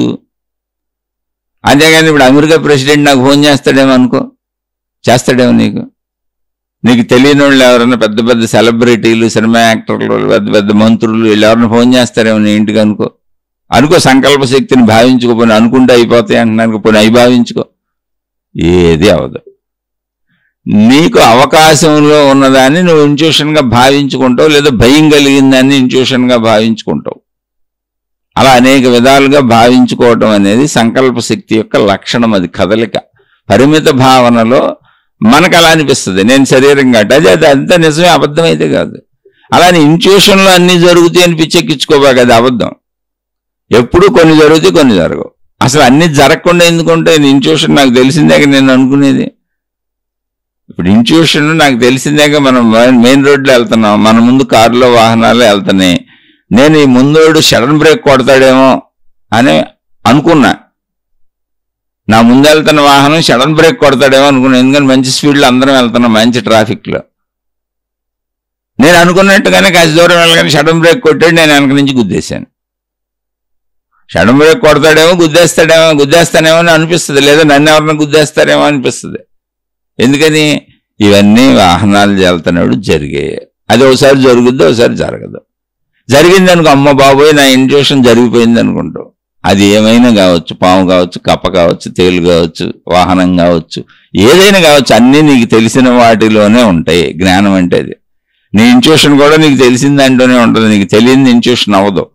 కానీ ఇంట్యూషన్ సబ్ కాన్షియస్ మైండ్లోంచి రాదు, అన్కాన్షియస్ మైండ్లోంచి వస్తుంది. అందువలన అనుకోకుండా అనిపించిన దానికి ఆధారం ఉండదు. ఇప్పుడు ఫలానాళ్ళు మా ఇంటికి వస్తారేమో అనిపించింది అనుకోండి, ఆధారం ఉండదు. ఎందుకని? జ్ఞాపకంలోంచి రాలా, అది జ్ఞాపకాల వెనక నుంచి వచ్చింది, జ్ఞాపకం లేదు అసలు అది. కానీ ఆ ఫలానా వాళ్ళు నాకు తెలిసిన వాళ్ళే. నాకేదైనా కీడు జరుగుద్దేమో, నాకేదైనా మేలు జరుగుద్దేమో, నాకేదైనా లాభం జరుగుద్దేమో అని కూడా ఇంట్యూషన్ అనిపిస్తుంది. ఏదో నా మనసంతా గజిబిజిగా ఉందే, నాకేమన్నా కీడు జరుగుద్ది అనిపిస్తుందే నాకు అనుకుంటారు. అంటే పిచ్చెక్కించుకునే వాళ్ళు చాలా మంది ఉంటారు బుర్రలకి. ఇవన్నీ మనుషులకి సహజం. ఎందుకని? మనిషికి కీడు జరుగుతూ ఉంటుంది, మేలు జరుగుతూ ఉంటుంది. మనుషులకి జరిగేది అదేగా. మనుషులందరికీ జీవితంలో జరిగేది ఏంటి? మేలు కీడు, అంతే, ఇంకేం లేదు. సుఖం దుఃఖం. కాబట్టి రెండిట్లో ఏదో ఒకటి నీకు అనిపిస్తూనే ఉంటుంది. ఇప్పుడు అసలు అనిపించని నిమిషం నీ జీవితంలో ఉంటుందా? ఆలోచించండి ఒకసారి. ఇంట్యూషన్ అంటే అది. అనిపించని నిమిషం మీ జీవితంలో ఉంటుందా? అసలు అనిపించకుండా అనుకోకుండా మీరు చేయగలుగుతారు ఏదన్నా? అనిపించే వాటిల్లో రకాలు చెప్పాను. ఏంటి అనిపించే వాటిల్లో రకాలు? మనం చేసేవి కొన్ని, మనకు జరిగేవి కొన్ని. అంటే ఎదుటి వాళ్ళు చేయొచ్చు, భౌగోళిక పరిస్థితుల్లో ఉండొచ్చు, అన్ని మన చేతిలో ఉండవు. కరెంటు పోద్దేమో అనుకున్నాం అనుకోండి, పోవచ్చు, లేదా పోకపోవచ్చు. పోయిన కరెంటు ఇప్పుడు వచ్చేస్తుంది అని నాకు అనిపించింది అనుకోండి, వచ్చేయచ్చు. అదేగా జరిగేది, కరెంటు పోవటం రావటం. ఇందులో అద్భుతాలు ఏముంది? మనుషులు రావటం వెళ్ళటం.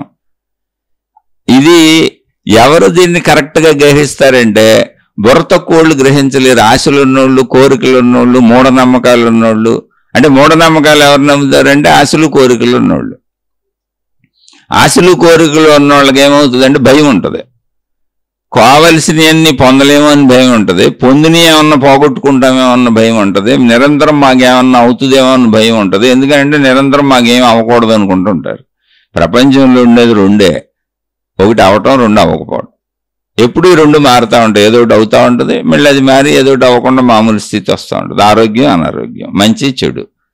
నేను చూసినప్పుడు ఆ రెండిట్లో సాగుతూ ఉంటుంది. ఎందుకని? అది రెగ్యులర్గా జరుగుతూ ఉంటుంది కాబట్టి ఇక్కడ. అందుకని జ్ఞానం గల వాళ్ళు జరిగేదాన్ని అంగీకరిస్తారు. వాళ్ళకు కూడా ఇంట్యూషన్ పనిచేస్తుంది, కానీ పిచ్చెక్కించుకోరు. నాకేదో అయిపోద్ది అని దాన్ని పెంచేసుకొని, భయాలు చేసేసుకొని, బాధలు చేసేసుకొని, ఆందోళన, కంగారు చేసేసుకొని, నాకో నా వాళ్ళకో ఏదో సంథింగ్ జరిగిపోతుందని డిప్రెషన్లకు వెళ్ళిపోయి ఆత్మహత్యల దాకా పరిగెత్తే వాళ్ళంతా పిచ్చి బ్యాచ్. కాదు, మహిమలో మాయలు అని మా దగ్గర శక్తులు ఉన్నాయి, మీకు ఆ శక్తులు ప్రకటిస్తామని, లేదా శక్తులు ప్రకటించే వాళ్ళని నమ్మి తాళ్ళలో, తాయెత్తులో, రంగురాళ్ళలో ఏదో ఒకటి మొక్కలో వాటిల చుట్టూ తిరగటం, వీటి చుట్టూ తిరగటం. అంటే నేను వీటిని క్రిటిసైజ్ చేయట్లా. మూఢనమ్మకాలు పెంచుకునే వాళ్ళు కూడా వాళ్లే. మూఢనమ్మకాలను జనాల్లో పెంచి మోసం చేసేవాళ్ళు వాళ్లే. వాళ్ళన్నింటినీ నమ్మి మోసపోయేవాళ్ళు వాళ్లే. కానీ ఇందులో జ్ఞానం మోసం చేయదు, మోసపోదు. విషయాలను అర్థం చేసుకుంటుంది. రెండే ఉంటాయి ఇక్కడ, మంచి చెడు, సుఖం దుఃఖం, జరగచ్చు, జరగకపోవచ్చు, అవును కాదు. వాటిల్లోంచి నా ఇంట్యూషన్స్ ఉంటాయి.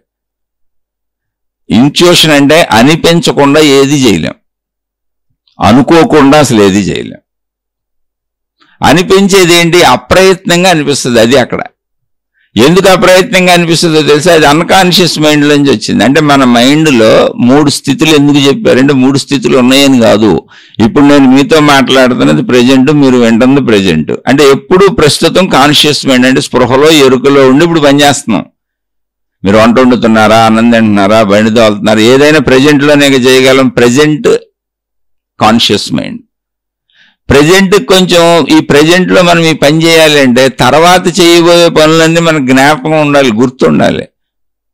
అంటే మనం చూడండి, ఇప్పుడు ఆఫీస్కి వెళ్తున్నాం అనుకోండి, ఆఫీస్కి వెళ్ళినాక ఏం చేయాలో కూడా గుర్తు చేసుకుంటూ వెళ్తాం. అది సబ్ కాన్షియస్ మైండ్.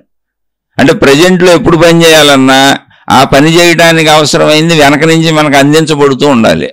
అది జ్ఞాపకంగా ఉంటుంది, జ్ఞాపకాలలోంచి వస్తూ ఉంటుంది. కాబట్టి ఇప్పుడు మనం పని చేస్తూనే వేరే ఆలోచనలు కూడా చేస్తూ ఉంటాం. అదే సబ్ కాన్షియస్ మైండ్.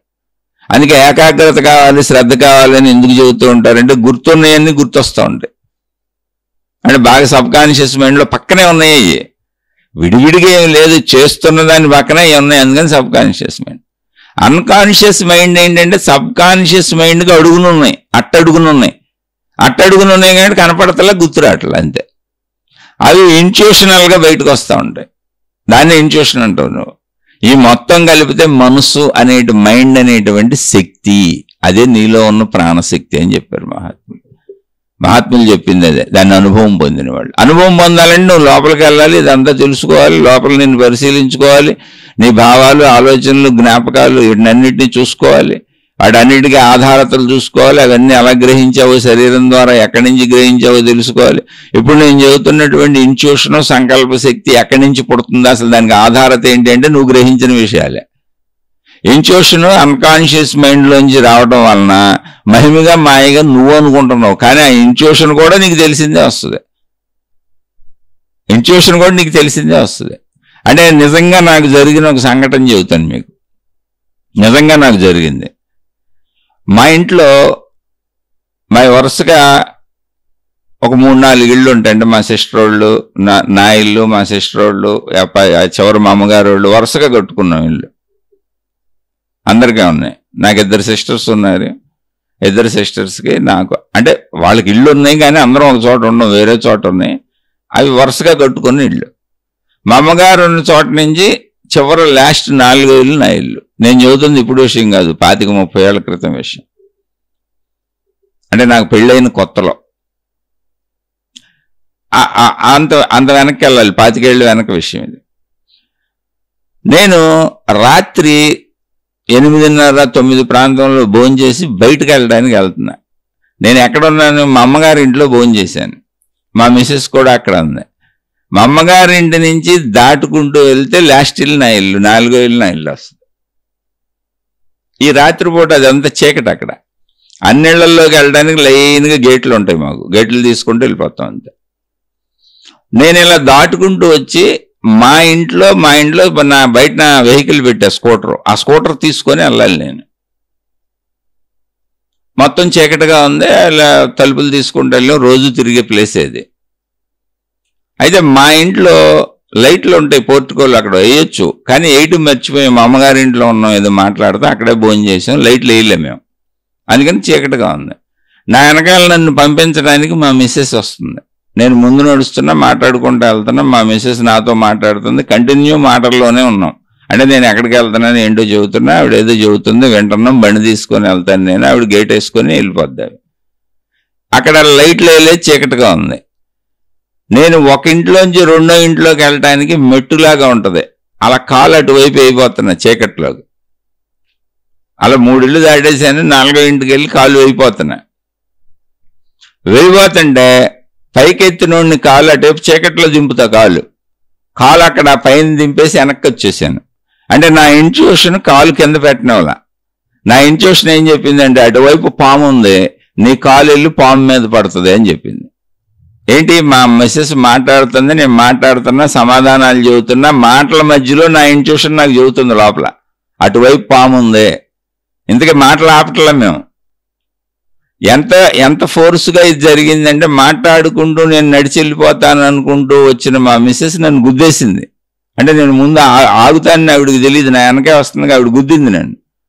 గుద్దితే నేను ఫోర్స్గా ఆగాను, ముందుకు పడేవాడిని కూడా. ఫోర్స్గా ఆగాను, ఆ గోడ పట్టుకొని ఆగి ఆవిడ ఆపాను, ఆగా అన్నాను. మా మిస్సెస్ కంగారు పడి ఏమైంది అంది. అటువైపు పాము ఉంది అన్నాను. అటువైపు పాము మాకు కనపడదు, అసలు చీకటిగా ఉంది. నేను కాలు వేయలేదు, ఎత్తి దింపేసి వెనక్కి వచ్చాను. అంటే మా మిస్సెస్ అటువైపు పాము ఎందుకు ఉంటుందండి, మీరు బలేవాళ్ళు అంది. లేదు, పాము ఉంది అక్కడ అన్నాను. ఇంట్యూషన్ అది. అయితే సరే, ఒక నిమిషం ఆగాను. ఒక నిమిషం ఆగినాక పాము కదిలిన శబ్దము, వెళ్ళిన శబ్దం కూడా విన్నా నేను.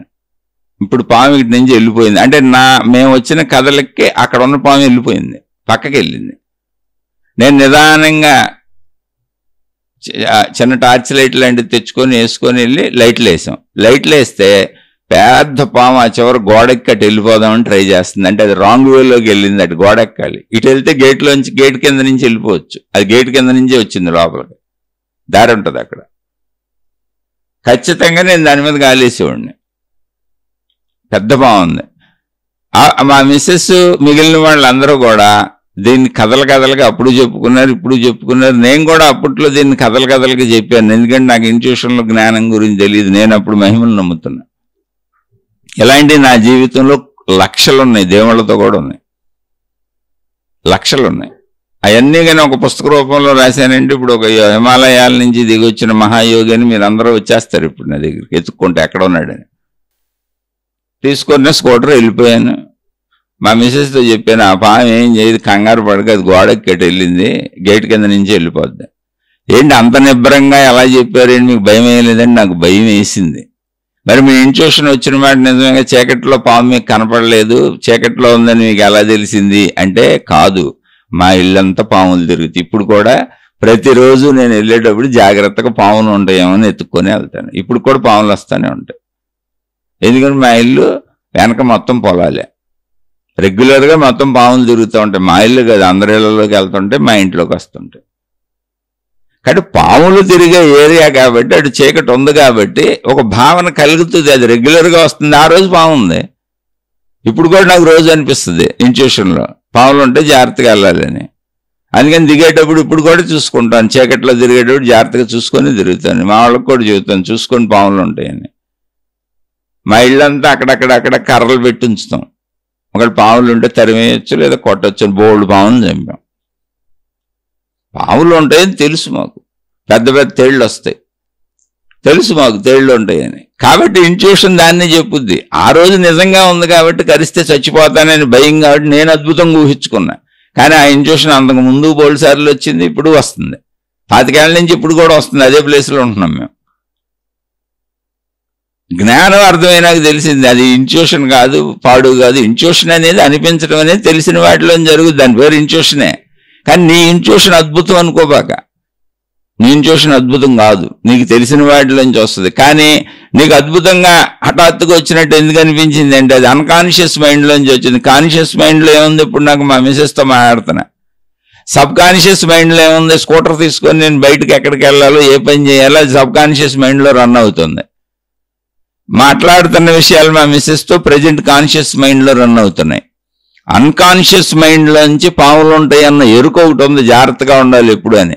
అది సబ్ కాన్షియస్కి కాన్షియస్కి సంబంధం లేకుండా ఒక థాట్ టప్పని బయటకు వచ్చింది, ఎందుకని అది నిజం కనుక.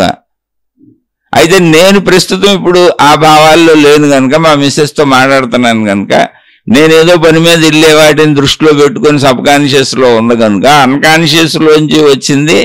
అది కూడా నాకు తెలిసి వచ్చిందే, కానీ నాకు ఎక్కడి నుంచో వచ్చేసింది, నేను అనుకోకుండా వచ్చేసింది అంటున్నా. అలాగే చాలా నేను అనుకోలేదండి, అసలు నేను ఊహించలేదండి, నాకు అసలు తెలియదండి, బాబోయ్ ఇలాంటి కళ వచ్చిందండి, బాబోయ్ ఎలా జరిగిపోయింది అంటారు. మీ మనస్సుని మీ పాడు చేసుకోకండి, పిచ్చెక్కించుకోకండి. ఇవే మహిమలు మాయలు మీరు తీసుకెళ్ళి మళ్ళీ వీటిని తీసుకెళ్ళి మనుషులుగా ఆపాదిస్తారు, మహాత్ములు అంటారు, అని దేవుని చేసేస్తారు. ఇదంతా ఒక పిచ్చ. ఈ పిచ్చ పోవాలంటే జ్ఞానం తెలియాలి. ఇప్పుడు నేను నాకు జరిగిన ఇలాంటి మీకు ఒక కనీసం 1000 సంఘటనలు చెబుతా.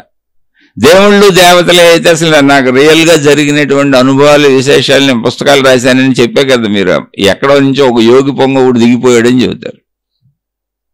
అలా నేను ఎవరిని మభ్యపెట్టదలుచుకోవాలి, అందుకని నా జీవిత విశేషాలే మీకు చెప్పట్లేదు. అసలు నేను కనీసం నా జీవితంలో దేవుళ్ళు దేవతలు మహిమలు మాయలు ఎలాంటి ఇంట్యూషన్లు అద్భుతాలు, అంటే అద్భుతాలు మామూలు చిన్నవి కాదు, కనీసం 2-3 వేలు రాయగలను. ఇవి కాక 25-30 ఏళ్ల నా జీవన ప్రయాణంలో నాతో కలిసి ప్రయాణించిన వాళ్ళు ఉన్నారు, వాళ్ళకి జరిగిన అనుభవాలన్నీ రాస్తే 20-30 పుస్తకాలు. అదేంటి, నా ద్వారా వాళ్ళకి జరిగిన అనుభవాలు వాళ్ళు ఫీల్ అయినాయి, నా వలన వాళ్ళకి జరిగినాయి అని, నేను చేశానని, నా ద్వారా జరిగినాయని, నాతో తిరిగితే జరిగినాయని, నాతో ఉంటే జరిగినాయని, నేను బోల్డ్ మందికి వాళ్ళ ఇళ్లలో కనపడి, వాళ్ళ కళల్లో కనపడి, వాళ్ళకి అనేకం చెప్పినవి జరిగినాయి బోల్డ్ ఉన్నాయి. కానీ అవన్నీ మన మానసిక స్థితిలో ఉంటే, నేను తెలుసు కాబట్టి వాళ్ళకి అవన్నీ జరిగినాయి. అలాగే మీకు ఆ దేవుడు తెలుసు కాబట్టి, ఆ గురువు తెలుసు కాబట్టి, అలాంటి వాటిని మీరు భావించుకొని ఉంటారు కాబట్టి అన్నీ మీకు తెలిసిన వాటిలోంచి జరుగుతాయి. వాటికి ఆధారం మీ ఊహలు అయి ఉంటాయి. ఇప్పుడు మీకు ఆశలు కోరికలు ఉన్నాయి అనుకోండి, అలాంటి కళలకు అంటారు, అలాంటి ఇంట్యూషన్లు వస్తాయి, అలాంటి ఊహలు వస్తాయి. భయాలుంటే భయాలకు సంబంధించినవి వస్తాయి. అలా మీ భావన బట్టి ఉంటాయి. అది ఏ సమయంలో ఏది వస్తుందో తెలియదు, కానీ అది మీ అన్కాన్షియస్ మైండ్లోంచి వచ్చింది. ఏదైనా మీకు తెలిసిందే వస్తుంది చూడండి, మీకు తెలియదు రాదు, మీరే దాన్ని కల్పించుకుంటూ ఉంటారు. ఇదే సంకల్ప శక్తి. అంటే భావాలు మొత్తం సంకల్ప శక్తేనండి. అనిపించటం, అనుకోవటం రెండు. అది సంకల్ప శక్తిగా పనిచేస్తుంది. సంకల్ప శక్తి అంటే ఏంటి? అనిపిస్తుంది, అనుకుంటున్నాం. అనిపించడానికి, అనుకోవడానికి ఆధారం ఏంటి? గ్రహించినవి. అంతే, సింపుల్. నువ్వు గ్రహించకుండా అనిపించలేవు, అనుకోలేవు. అందుకే మీరు చూడండి, ఏ మతాన్ని ఫాలో అయ్యే వాళ్ళకి ఆ మత దేవుడే కళ్ళలోకి వస్తాడు, ఆ మత దేవుడితోనే మహిమలు చెబుతారు. చాలా చిత్రం. ఏ గురువుని అనుసరించే వాళ్ళకి ఆ గురువు, లేదా ఏ గురువుని, మాత ఆ స్త్రీలైతే స్త్రీలు, వాళ్ళకి ఆ విధానాలు, ఆ గురువులు, ఆ పద్ధతులు, ఆ సాంప్రదాయాలు, ఆ ఆచారాలే కళ్ళలోకి వస్తాయి. కానీ ఇప్పుడు ఒక ఒక ఒక హిందువుకి ఒక క్రిస్టియన్ యేసుక్రీస్తు కళ్ళలోకి రాడు, ఓ యేసుక్రీస్తు వాళ్ళకు ఆంజనేయుడు కళ్ళలోకి రాడు, వీళ్ళిద్దరికి ఒక మహమ్మద్ ప్రవక్త కళ్ళలోకి రాడు, ఈ ముగ్గురికి ఒక గురునానక్ కళ్ళలోకి రాడు. అసలు నీకు తెలియని ఏ దేవుడు ఎక్కడో ఉన్నాడు, ఒక జిగిబిగి దేవుడు, ఏదో దేశంలో ఒక జిగిబిగి దేవుడిని ఒక గిరిజన తెగ పెట్టుకుంది, ఆ దేవుడిని నీకు అసలు తెలియదు, కళ్ళలోకి రాడు. నీకు వచ్చేయని చెప్పడం, నీకు చెప్పే దేవుడు నువ్వు పదే పదే చిన్ననాటి నుంచి భావించుకుంటున్నా నీ దేవుడే. అది నీకు చెబుతుంది నీ దేవుడు కాదు, నీ మనసు. నువ్వు ఎన్ని కళలు కంటున్నావో, ఎన్ని ఇన్స్టిట్యూషన్లు ఉన్నాయో, ఎన్ని ఆలోచనలు ఉన్నాయో, ఎన్ని భావాలు ఉన్నాయో, అదంతా మనసుగా ఉంది. ఆ మనసులోనే దేవుడు ఉన్నాడు, మతం ఉంది, మార్గం ఉంది, విధానం ఉంది, గురువు ఉన్నాడు, అన్నీ ఉన్నాయి. కానీ పాపం ఆ మనసునే భ్రమగా భావించుకుంటున్నారు. అన్కాన్షియస్ మైండ్ స్టేట్లో ఉన్నాయన్నీ కూడా నీయే. అవి నీకు అనిపించటాన్ని వాళ్ళు భావించుకుంటున్నావు. అదంతా జ్ఞాన సంపదగా మలుచుకో. అద్భుతమైన ఆధ్యాత్మిక చదువుద్ది, ఆత్మజ్ఞానం చదువుద్ది. నేను అనంతాత్మస్వరూపుడును, అనంతాత్మస్వరూపురాలను అని నువ్వు తెలుసుకోగలుగుతావు. నువ్వు పుస్తకం అవుతావు.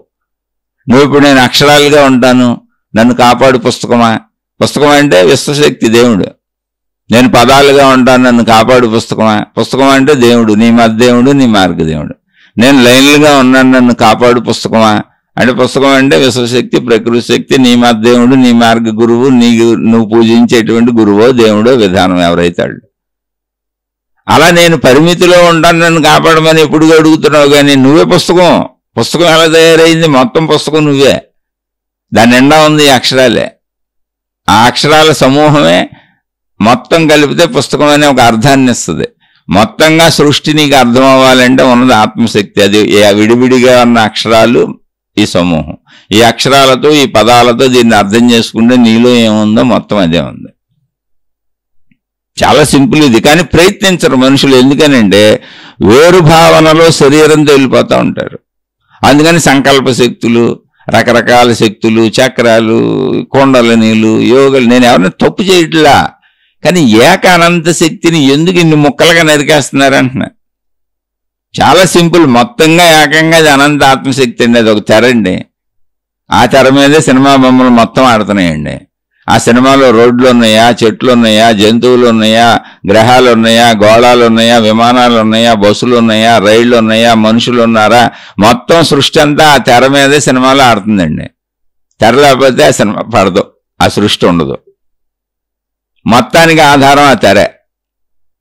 అలాగే అనంత ఆత్మశక్తి అనేటువంటి ఆకాశ తెరలో ఇవన్నీ జరుగుతున్నాయండి. అయితే సినిమా మనం తయారు చేసుకున్నది, ముందే తయారు చేసుకున్న దాన్ని వెలుగు రూపంలో తెర మీద వేస్తున్నారు.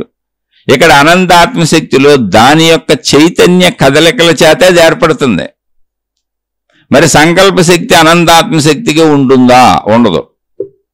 ఎందుకని ఉండదు అంటే ఉన్నది అదే కనుక, దానికి భిన్నంగా ఇంకోటి లేదు కనుక. ఇప్పుడు ఆకాశము అంతే, చాలా నిర్ధారణగా అనంతాత్మశక్తి ఏంటి?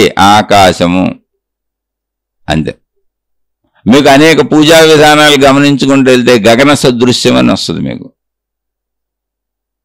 గగనము అంటే ఆకాశము, గగనము వలె ఉన్నది అని మీకు బోల్డ్ పూజా విధానాల్లో మహాత్ములు కూర్చేశారు కూడా. అది గగనం వలె ఉన్నది. గగనం వలె కాదు, గగనమే, ఆకాశము కనపడుతుంది, ఇక్కడ లేనిది కాదు అది. కానీ మనం ఉన్న వాటిని గుర్తిస్తున్నాం, పదార్థాలను గుర్తిస్తున్నాం, విషయాలను గుర్తిస్తున్నాం, వస్తువులను గుర్తిస్తున్నాం. ఆకాశాన్ని గుర్తించట్లా, ఖాళీ అనుకొని వెళ్ళిపోతున్నాం. ఇప్పుడు జ్ఞాని దాన్ని గుర్తిస్తాడు, అంతే. ఏం లేదు, నువ్వు తెలుసుకుంటావు, అది శక్తి స్వరూపం, నేనే ఆ శక్తి. నేను తెలుసుకున్నాక కూడా ఏమవదో. ఇప్పుడు ఇది మొత్తంగా పుస్తకం అని తెలుసుకున్నాక, పుస్తకం అంతా అర్థమైపోయినాక, పుస్తకంలో అక్షరాలు ఉండవా, పదాలు ఉండవా, లైన్లు ఉండవా, పేజీలు ఉండవా? ఎందుకుండవు? పుస్తకంలో అయ్యే ఉన్నాయని కూడా మనకు తెలుసు. వాటి వల్ల నాకు ఇది అర్థమైందని కూడా తెలుసు. కాబట్టి నువ్వు ఇప్పుడు అనంతాత్మశక్తిని అర్థం చేసుకోవాల్సింది ఈ మనుషులతోనే, ఈ సృష్టితోనే, ఈ ప్రకృతితోనే, ఈ భిన్నత్వంలోంచి ఆ ఏకత్వాన్ని అర్థం చేసుకోవాలి.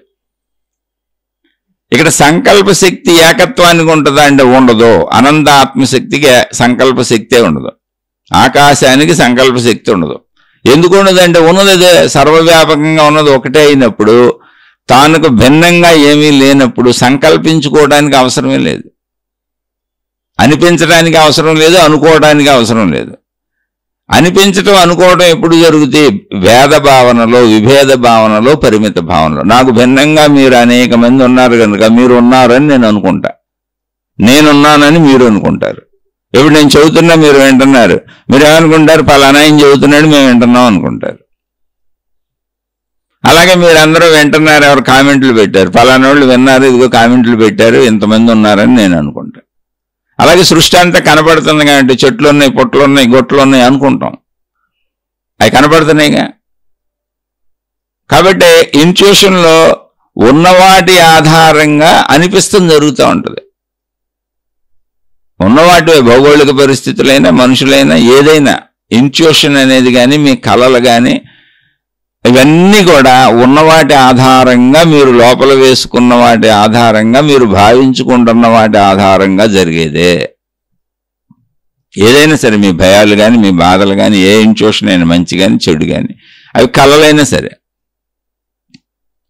అలాగే అనుకోవటం, అది అనిపించటం ఇంట్యూషన్ అంటే, అది కూడా సంకల్ప శక్తే, అది మానసిక శక్తే, అది కూడా ప్రాణశక్తే. కానీ అన్కాన్షియస్ మైండ్ నుంచి రావటం వలన నేను అనుకోకుండా వచ్చేసింది నాకు ఇంట్యూషన్ అనుకుంటున్నది. నేను అనుకుని చేసే ఉంటే అది నేను చేయగలిగింది అంటే నా సామర్థ్యం ఏంటి, నేను ఎంత చేయగలను, నేను మనిషిగా నాకు ఉన్నటువంటి వనరులు ఏంటి, వసతులు ఏంటి, అప్పుడు నేను అనుకొని చేస్తా. నేను చేసేవన్నీ అనుకొని చేస్తా. నాకు జరిగేవన్నీ అనిపిస్తాయి. అనిపించే ముందు జరుగుతూ ఉంటాయి, ఎదుటోళ్ళు కూడా చేస్తుంటారుగా. నాకు జరిగేవన్నీ, జరగవలసినవన్నీ అనుకుంటానండి. ఇప్పుడు నేను పని చేస్తున్నా, ఇంత డబ్బులు రావాలని అనుకుంటా. నేను ఏదో పని చేస్తున్నా, దాని ఫలితం ఎలా రావాలని అనుకుంటా. అనుకోవటం అది అంటే నేను పొందేది అనుకుంటా, నా వైపుకి వచ్చేది అనుకుంటా, నేను చేసేది అనిపిస్తుంది. అంటే నేను పొందేవన్నీ అనిపిస్తాయి, నాకు నేను పొందేవన్నీ అనిపిస్తాయి. అంటే ఇలా జరిగితే బాగుండని అనిపిస్తుంది, అదే అనుకోవటం, అటువైపు నుంచి వచ్చేది. నేను చేయాలనుకున్నవి ఇటువైపు నుంచి, నా వైపు నుంచి ఎలా చేద్దాం అనుకుంటా. ఇలా చేద్దామని నేను అనుకునేవన్నీ నా పరిధి, నా వసతి, నా వనరి, నా విచక్షణ జ్ఞానంలోంచి ప్రయత్నిస్తూ ఉంటా. ఇంట్యూషన్కి విచక్షణ జ్ఞానం ఉండదు, నా వైపుకి వచ్చి పడే వాటిని కోరుకుంటూ ఉంటా, లేదా అనిపిస్తూ ఉంటుంది. అనిపించడం అనేది సామాన్యమైన విషయం, అది అన్కాన్షియస్లోంచి వస్తుంది.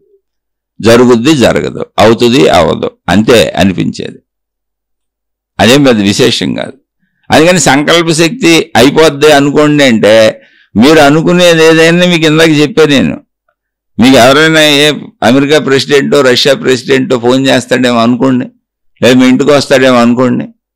అవ్వయి మీరు సహజంగా అనుకుంటూ ఉంటారు. లేదా మీ చుట్టాల్లో, మీ బంధువులు 1000 సార్లు అనుకుంటూ ఉంటే ఎప్పుడో ఒకసారి జరిగితే నా ఇంట్యూషన్ పనిచేసేసింది. రోజు వండుకు తింటాం. అంటే మా ఇంట్లో వాళ్ళు చెప్పేవాళ్ళు, వాళ్ళు తెల్లవారుజాము దోసకాయ పప్పు వండుతున్నట్టు కళ వచ్చింది, అమ్మ వండినట్టు వడియాలు వేయించినట్టు కళ వచ్చింది, తెల్లవారుజామున వచ్చింది. నేను మర్చిపోయానని భోజనం గారు చెప్పేవాళ్ళు, అరే దోసకాయ పప్పును వడియాలే ఉన్నాయే, ఇదేంటి అబ్బాయి ఎక్కడో చూసినట్టు ఉంది. అవును, నాకు తెల్లవారుజామున కళ వచ్చింది, ఇదే వండేసావు నువ్వు, అదొక అద్భుతంగా అనుకునేవాళ్ళు. ఏదో ఒకటి వండుకు తినేదే, నీకు తినే కళ్ళకి రాక ఏమొస్తాయండి? రోజు జరిగాయిగా అనుకుంటావు. అమ్మాయిగా ఉండేది, ఓ రోజు దోసకాయ పప్పు వండుద్ది, ఓ రోజు మామిడికాయ పప్పు వండుద్ది, ఏ వండుతారో నీ ఇంట్లో ఇక అలగంటావు అంతే. నాన్ వెజ్ తినేవాళ్ళు అలా అనుకుంటారు, అలాంటి కళలు వస్తాయి. అలా భయంకరాలు రావచ్చు, బాధలు రావచ్చు, దుఃఖాలు రావచ్చు, ఏదైనా నీకు తెలిసిన సమూహంలోంచి నువ్వు పేర్చుకొని కూర్చుకున్న నీ అంతర్గతంలోంచి వస్తాయి. ఆ అంతర్గతంలో అట్టడుగు భాగాన్ని అన్కాన్షియస్ మైండ్ అంటారు. అన్కాన్షియస్ మైండ్ అంటే అడుగును పడిపోయి ఉన్నాయి, కనపడవయ్యి. కాబట్టి నాకు తెలియదు అనుకుంటాం, అంటే ఇప్పుడు నేను అనుకోలేదు, నాకు గుర్తు లేదు అనుకుంటాం. కాన్షియస్ మైండ్ అంటే ఇప్పుడు ప్రజెంట్లో ఉంది మనం చేసేది. సబ్ కాన్షియస్ మైండ్ అంటే కాసేపాకి చేయటానికి, లేదా మన జ్ఞాపకం ఉన్న అన్ని, గుర్తున్నన్ని, అంటే కనపడుతున్నాయి, గుర్తున్నాయి అన్ని. కానీ మొత్తం కలిపితే ఒకటే మానసిక శక్తి, అవి భావాలు, ఆలోచనలు, అంతే. అదేం పెద్ద విశేషం కాదు. ఇది విశేషం కాదని చెప్పేది ఏంటి? జ్ఞానం. అదే ఆధ్యాత్మిక చదువు, ఆత్మజ్ఞానం. సంకల్పాలు, సంకల్ప శక్తి ఏంటి అంటే అనిపించటం, అనుకోవటం. అనిపించటం, అనుకోవటం లేకుండా అసలు మానవ జీవితమే సాగదు.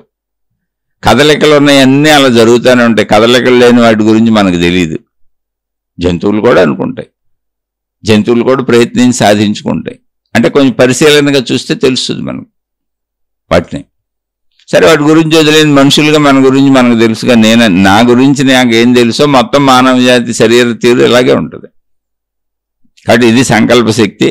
ఇప్పుడు ఈ సంకల్ప శక్తిని బలంగా పెంచేసుకొని మహిమలు మాయలు చేసేయచ్చు, ఆ శాపాలు పెట్టేయచ్చు. ఆ పూర్వం ఋషులు చేతిలోకి నీళ్లు తీసుకొని కమండలం నుంచి ఎదురోడు కొట్టేసి కుక్క అయిపో, పిల్లి అయిపో అన్నంటే పిల్లులు అయిపోయినట్టు, కుక్కలు అయిపోయినట్టు సినిమాల్లో చూసాం. అనేక గ్రంథాల్లో ఉంది, అనేక చోట్ల ఉంది, అనేక విధానాలుగా ఉంది. అనేక మహిమలు మాయలు ప్రకటించబడుతున్నాయి. ఇప్పుడు కూడా అనేక మంది మతాలు, మత ప్రచారకులు, మార్గ ప్రచారకులు, దైవ ప్రచారకులు సభల మీద చెప్పేవన్నీ మహిమలే. వాళ్ళ సభలో అటెండ్ అయిన వాళ్ళు 1,00,000 మంది ఉన్నారనుకోండి, లేదా 1000 మంది ఉన్నారనుకోండి. ఆ 1000 మందిలో 10 మందికి జరిగిన మహిమలు మైకిలు ఇచ్చి చెప్పిస్తారు. కింద కూర్చున్న మిగిలిన 990 మందికి జరగని ఎవరూ చెప్పరు. ఆ జరిగిన 10 పుస్తకాలు రాస్తారు. ప్రపంచవ్యాప్తంగా కోటాను కోట్ల మందికి జరగట్లేదు, జరగని కూడా పుస్తకాలు రాయండి. అంటే ఇది ఎలా ఉంటుందో చెప్పిన, పూర్తి విషయాన్ని అర్థం చేసుకుంటే పూర్తి ఆపోజిట్ దీనికి చెబుతా. ఇప్పుడు మహిమలన్నీ మతాలు ప్రచారం చేసుకుంటాయి. అంటే జరిగిన మహిమలు జరిగినవి మాత్రమే, మళ్ళీ జరగని వాళ్ళే చెప్పరు. జరగని వాళ్ళు బోల్డ్ మంది ఉంటారు, జరగని వాళ్ళు బోల్డ్ మంది ఉంటారు, జరగనివి కోటాను కోట్లు ఉంటాయి. జరిగిన 10, జరిగిన 20, జరిగిన 30 పుస్తకాలు రాసి స్టేజీల మీద చెప్పి ప్రచారం చేసుకుంటారు. ఎందుకంటే అది ఒక ఆకర్షణ, కోరుకుంది చేసుకోండి. కోరుకున్న లేదని ఇప్పుడు డబ్బు కావాలి, అనేక పనులు చేస్తున్నాం, వాళ్ళు ఆ పని పెట్టారు అంతే. మనిషికో పిచ్చి. ఇప్పుడు సినిమాలు తీసేవాడు సినిమాలు చేస్తున్నాడు, నక్సలైట్లోకి వెళ్ళాడు నక్సలైట్లోకి వెళ్తున్నాడు, టెర్రరిస్టులకి వెళ్ళాడు టెర్రరిస్ట్ వేస్తున్నాడు, పెయింటింగ్లు వేసుకుంటున్నారు. ఎన్నో ఉన్నాయి, కోటాను కోట్లు ఉన్నాయి. అలాగే ఇందులో ఇలా చేసుకునేవాళ్ళు ఇలా చేసుకుంటున్నారు. తప్పు ఒప్పు లేదు, అవగాహన చెబుతుంది అంతే. అది వాళ్ళ సంకల్పం అడ్డుపెట్టుకున్నారు వాళ్ళు. కానీ ఇక్కడ మీరు గమనించి చూడండి, జరగని మహిమలు చెప్పరు. వాళ్ళ దగ్గర చచ్చిపోయిన వాళ్ళు, నష్టపోయిన వాళ్ళు, మోసపోయిన వాళ్ళు, ఇబ్బందులు పడిపోయిన వాళ్ళు, కష్టపడిన వాళ్ళ గురించి చెప్పరు. లాభాలు వచ్చినాయి, ఫలానోళ్ళు లాభం వచ్చిందంటే ఆ లాభం స్టేజీల మీద చెప్పిస్తారు. కొంతమంది అయితే అసలు బాగా జరిగిపోతున్నాయని వాళ్ళని కూర్చోబెట్టి మోసపూరితంగా చెప్పిస్తారు. మాకు జబ్బులు తగ్గిపోయినాయి, డబ్బులు వచ్చేసినాయి, అవి జరిగిపోయినాయి, స్టేజీల మీద యాక్షన్లు చేసి కూడా చూపించేస్తారు. కాళ్ళు లేని వాళ్ళు నడిచేసినట్టు, కళ్ళు లేని వాళ్ళు కళ్ళు వచ్చేసినట్టు, చెవులు లేని వాళ్ళు కనపడిపోయినట్టు, కిడ్నీ జబ్బులు తగ్గిపోయినట్టు స్టేట్మెంట్లు. మళ్ళీ ఆ రిపోర్ట్లు, బ్లడ్ రిపోర్ట్లు కూడా చూపిస్తున్నారు. కిడ్నీల్లో రాళ్ళు కరిగి కింద పడిపోయినట్టు అప్పుడప్పుడే వీళ్ళు అలా వాళ్ళకి చెప్పగానే, వీళ్ళు ప్రార్థన చేయగానే, వీళ్ళు ఆ దేవుణ్ణి స్మరించగానే అవి పడిపోయిన స్టేజ్ మీదే. ఇలా అన్నీ ఉన్నాయి. అది నమ్మటానికి కింద 1,00,000 మంది కూర్చున్నప్పుడు నేనేమన్నా ఒక్కడినే చెప్పడానికి అవును కాదని. కానీ జ్ఞానం తెలుసుకుంటే మీకు అర్థమవుద్ది అంతే. అందులో మోసపూరితమైన వాళ్ళు ఉన్నారు. వాటిని మూఢత్వంగా నాకు తెలిసిన నా ఇంట్యూషన్, అసలు నేను ఒక మహాత్ముడిని అయిపోయాను, నేను ఒక మహానుభావురాలను అయిపోయాను, నేను ఒక మహానుభావుడిని అయిపోయానని వాళ్ళు అనుకుంటున్న వాళ్ళు ఉన్నారు. వాళ్ళకు వాళ్ళు పెచ్చెక్కించుకొని చుట్టూ ఉన్న వాళ్ళకి కూడా ఎక్కించేవాళ్ళు ఉంటారు. నాతో దేవుళ్ళు మాట్లాడుతున్నారని యూట్యూబ్లో డైరెక్ట్గా పెడుతున్నారు. ఈ మధ్య ఒక ఆవిడ చూశాను, ఆవిడ డైరెక్ట్గా మోక్షానికి దారి అని చెప్పి ఒక ఛానల్ పెట్టుకుంది. అందులో నాకు హనుమంతుడు మాట్లాడుతూ ఉంటాడు, నేను అన్నీ చెబుతూ ఉంటాను, రకరకాలుగా చెబుతున్నాను. అంటే ఎవరిని క్రిటిసైజ్ చేయాలని కాదు, అలా ఎవరితో నాకు అనవసరం. ఆవిడ ఇంటర్వ్యూ చేసినప్పుడు ప్రశ్న వేశారు, అసలు మీ ఇంట్లో కుటుంబ సభ్యులు మీ గురించి ఏమనుకుంటారు అని. అంటే ఆమె చెప్పింది, నాకు పిచ్చ ఉందనుకుంటారు అని. వాళ్ళ సొంత కుటుంబ సభ్యులకు హనుమంతుడు కనపడతలా. ఈవిడ చెబుతుంటే బయట వాళ్ళు బౌళ్ళు మంది ఆవిడ ద్వారా జరిగిన మహిమలు చెబుతూ ఉంటారు, మాకు అవి జరిగినాయి ఇవి జరిగినాయి అని. అంటే హనుమంతుడిని అడిగి ఈవిడ అన్నీ చెబుతూ ఉంటుంది. పిల్లలు పుడతారా పుట్టరా, మీకు ఏమవుతా ఉంటుంది, ఉద్యోగం వస్తుందా రాదా, ఇలా చిలక జోస్యాలు. ఇప్పుడు హనుమంతుల వారు కాదంటానికి ఎవరున్నారు? హనుమంతుల వారు కనపడితే ఆమెకే కనపడతారా? మనకు కనపడరా? మనమేం పాపం చేసాం, ఆమెం పుణ్యం చేసింది. పోనీ మనకు వదిలేయండి, వాళ్ళ ఇంట్లో వాళ్ళ ఆయన కనపడ్డా, వాళ్ళ పిల్లలకు కనపడ్డా ఆయన. ఈ ఒక్క ఆవిడ పవిత్రురాలు, ఆమె కన్న పిల్లలు ఆమెతో సంసారం చేసిన భర్తేగా.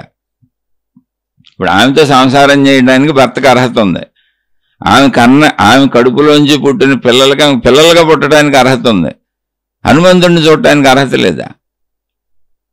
దేవుణ్ణి చూసి అర్హత లేదా?